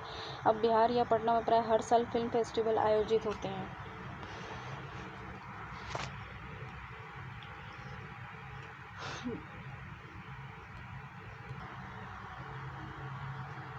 देखो, बिहार के प्रमुख मेले कौन कौन से हैं। जैसे सोनपुर का पशु मेला। सोनपुर का पशु मेला देश का सबसे बड़ा पशु मेला है। विश्व प्रसिद्ध इस मेले को हरिहर क्षेत्र का मेला नाम से भी जाना जाता है। हरिहर क्षेत्र का मेला कार्तिक पूर्णिमा के दिन आयोजित किया जाता है। ये मेला पूरे 1 पखवाड़ा तक चलता है और ये मेला गंगा गंडक के संगम पर आयोजित किया जाता है। सौराठ का मेला। सौराठ मेला मधुबनी जिला अंतर्गत सौराठ नामक स्थान पर लगता है। ये मेला अपने आप में अनूठा है क्योंकि इस मेले में मैथिली ब्राह्मण परिवार के अविवाहित लड़के शादी विवाह के उद्देश्य से पहुंचते हैं। यहाँ पर यदि वर कन्या दोनों पक्ष बातचीत के पश्चात संतुष्ट हो जाते हैं तो विवाह की तिथि तय कर दी जाती है। वैशाली मेला। वैशाली में चैत्र शुक्ल त्रयोदशी को एक मेले का आयोजन किया जाता है। वैशाली के इस मेले में पूरे देश में जैन धर्मावलंबी जमा होते हैं और भाग लेते हैं। जानकी नवमी मेला। जानकी नवमी का मेला चैत्र मास के शुक्ल पक्ष की नवमी तिथि को सीतामढ़ी में आयोजित किया जाता है और सीतामढ़ी सीता जी की जन्म स्थली है। पितृपक्ष मेला। पितृपक्ष मेले का आयोजन गया में किया जाता है। प्रत्येक वर्ष सितंबर-अक्टूबर में इस मेले का आयोजन किया जाता है। इस मेले में देश विदेश से हिंदू लोग आते हैं और अपने पूर्वजों की आत्मा की शांति हेतु मोक्ष प्राप्ति हेतु पिंडदान करते हैं। फल्गु नदी के तट पर विष्णुपद मंदिर। यहाँ पर क्रमशः पिंडदान व पूजा का मुख्य स्थल है। मुजफ्फरपुर का मेला। मुजफ्फरपुर में सुहृदय और नामक साहित्य संस्था प्रतिवर्ष एक वार्षिकोत्सव धूमधाम से मेला के रूप में मनाती है और इस मेले में प्राय पूरे देश में साहित्यिक प्रेमी भाग लेते हैं। मंदार मेला। बांका जिले में मंदार पहाड़ी पर प्रत्येक वर्ष मकर संक्रांति के अवसर पर एक मेला लगता है। ये मेला 15 दिनों तक चलता है। यहाँ मंदार पर्वत के दक्षिण में एक पापरहानी सरोवर है जिसमें मकर संक्रांति के अवसर पर श्रद्धालु स्नान करने यहाँ पहुँचते हैं। सिंहेश्वर स्थान का मेला। मधेपुरा जिले के सिंहेश्वर स्थान में एक प्राचीन शिव मंदिर है। प्रत्येक वर्ष शिवरात्रि के अवसर पर यहाँ एक बड़ा मेला लगता है। बिहार के प्रमुख पर्व और त्यौहार। राष्ट्रीय पर्व हो गया। प्रत्येक वर्ष 26 जनवरी को गणतंत्र दिवस और 15 अगस्त को स्वतंत्रता दिवस के रूप में राष्ट्रीय पर्व धूमधाम से मनाए जाते हैं। मकर संक्रांति। बिहार में मनाए जाने वाले पर्वों में मकर संक्रांति भी एक महत्वपूर्ण पर्व है। ये धान की नई फसल का पर्व है। पटना के आसपास के क्षेत्रों में इस दिन लोग चूड़ा, दही और तिलकुट विशेष तौर पर खाते हैं। मकर संक्रांति के दिन इस दिन एक दिन बाद खिचड़ी खाने का भी रिवाज है। सरस्वती पूजा। ये पर्व मघ शुक्ल पंचमी बसंत पंचमी के दिन धूमधाम से मनाया जाता है। इस दिन विद्या की देवी सरस्वती की पूजा अर्चना बड़े धूमधाम से की जाती है। बच्चे और विद्यार्थी सरस्वती पूजा को बड़े उत्साह और हर्षोल्लास से मनाते हैं। महाशिवरात्रि। फाल्गुन कृष्ण पक्ष के 14वें दिन चतुर्दशी को महाशिवरात्रि का पर्व देश के अन्य भागों के साथ पूरे बिहार में भी मनाया जाता है। होली बसंत ऋतु का महत्वपूर्ण त्यौहार है। सामान्यतः ये पर्व प्रतिवर्ष फाल्गुन पूर्णिमा के अगले दिन यानी चैत्र के पहले दिन धूमधाम से मनाया जाता है, किंतु बिहार में भागलपुर, सहरसा जिले में कुछ स्थानों पर फगुआ फाल्गुन पूर्णिमा के दिन ही मनाया जाता है। इस उत्सव का पौराणिक आधार हिरण्यकश्यप नामक असुर राजा और उसके ईश्वर भक्त पुत्र प्रहलाद की कथा है। ये पर्व अत्याचार पर धर्म की विजय के रूप में मनाया जाता है। होली के दिन खूब रंग गुलाल खेला जाता है। ये पर्व आपसी संबंधों को पुनर्जीवित करता है। राम नवमी। ये त्यौहार चैत्र मास के शुक्ल पक्ष की नवी तिथि को मनाया जाता है। इसे भगवान राम के जन्मदिन के रूप में मनाया जाता है। इस दिन मंदिर, आंगन और पवित्र स्थलों पर झंडा जिस पर हनुमान जी की आकृति अंकित होती है लगाने की प्रथा है।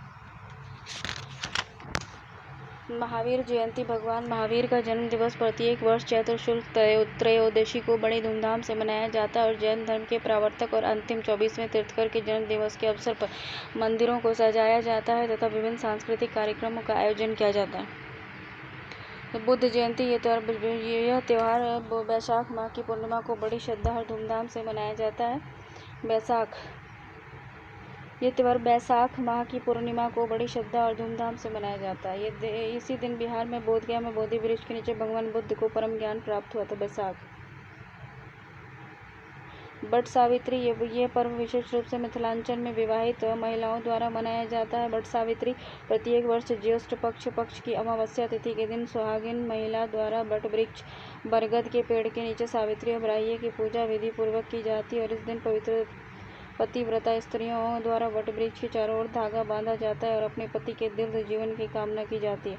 मधुश्रावणी मिथिलांचल में यह पर्व श्रावण मास में नवविवाहिताओं द्वारा विशेष उल्लास से मनाया जाता है। इसका आरंभ नाग पंचमी से होता है और मधुश्रावणी के दिन नवविवाहितों को टेमी देने के साथ संपन्न होता है।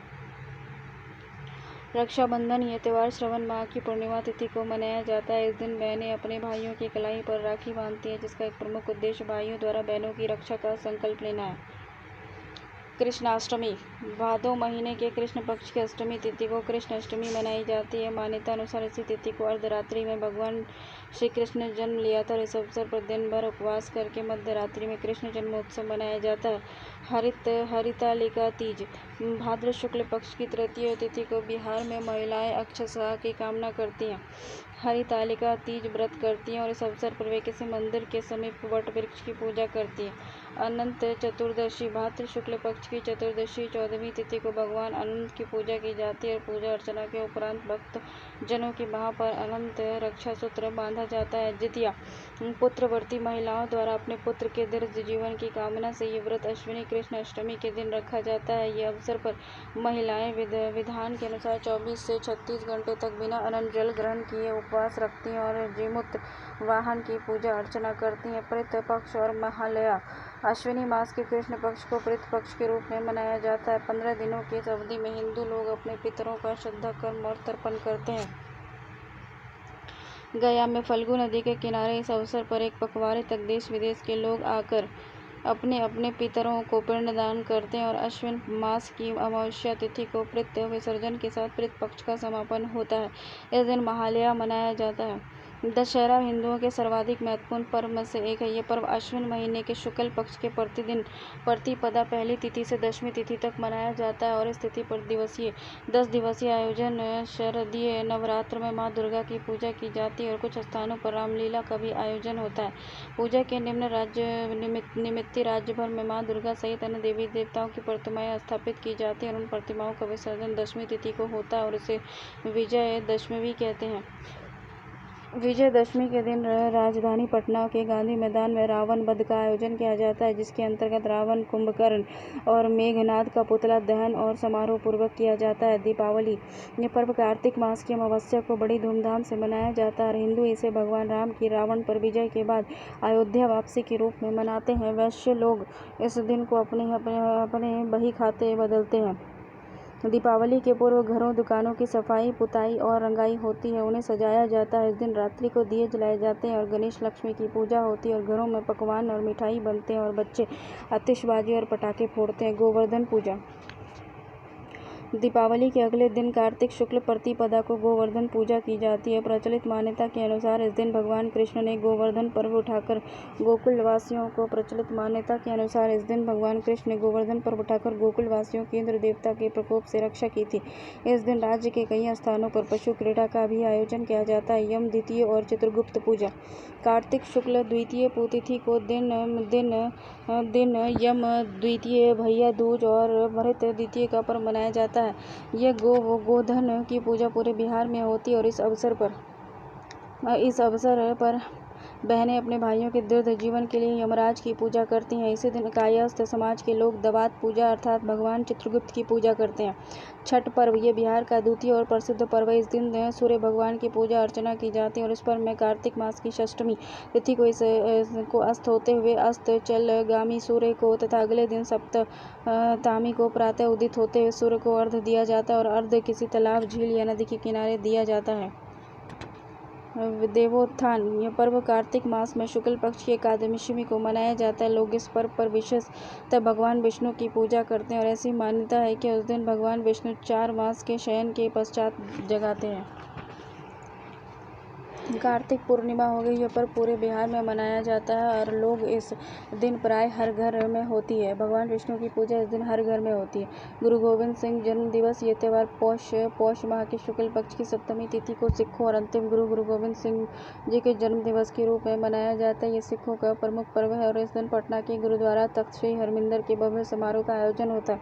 ईद मुसलमानों का विशेष त्यौहार है। इसे ईद उल फितर के नाम से जाना जाता है। कैलेंडर के 9वें महीने में रमज़ान होता है और इस रमज़ान का महीना भी कहते हैं।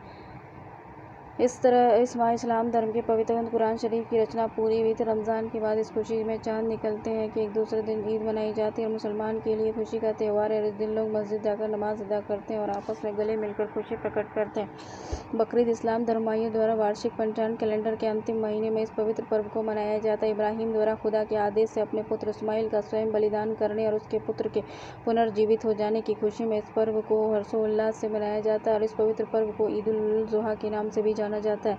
मुहर्रम अनेक मुसलमान इस पर्व को मातम शोक के रूप में मनाते हैं। ये पर्व पवित्र करबला की ऐतिहासिक लड़ाई में हज़रत हसन हुसैन के बलिदान की याद में मनाया जाता है और इसमें ताजिए के साथ जुलूस निकाले जाते हैं और जिस दिन इसमें विभिन्न स्थानों से निकाले गए ताजिए का मिलन होता है वहाँ पर एक दिन का मेला लगता है। सोहराय संतालों का सबसे पवित्र पर्व माना जाता है। 5 दिन तक लगातार मनाया जाने वाला सोहराय आदिवासियों के बीच खुशी का पर्व माना जाता है। पर्व के प्रथम दिन देवी को कवरी मुर्गी का उपाजा मुर्गा की बलि दी जाती है और पर्व के दूसरे दिन सुबह में पशुधन की पूजा की जाती है और घर के अंदर स्वर्गवासी पूर्वजों के नाम की पूजा होती है। तीसरे दिन गाय भैंस का जगाव होकर लक्ष्मी की पूजा की जाती है। चौथे दिन भैंस की पूजा सिंदूर तोप धान से की जाती है। 5वें दिन पर्व का समापन होता है जिसकी शुरुआत माझी थान और आयोजित रिंजों के गीतों से होती है। सोहराय के में बड़ी ईद का पर्व कहा जाता है।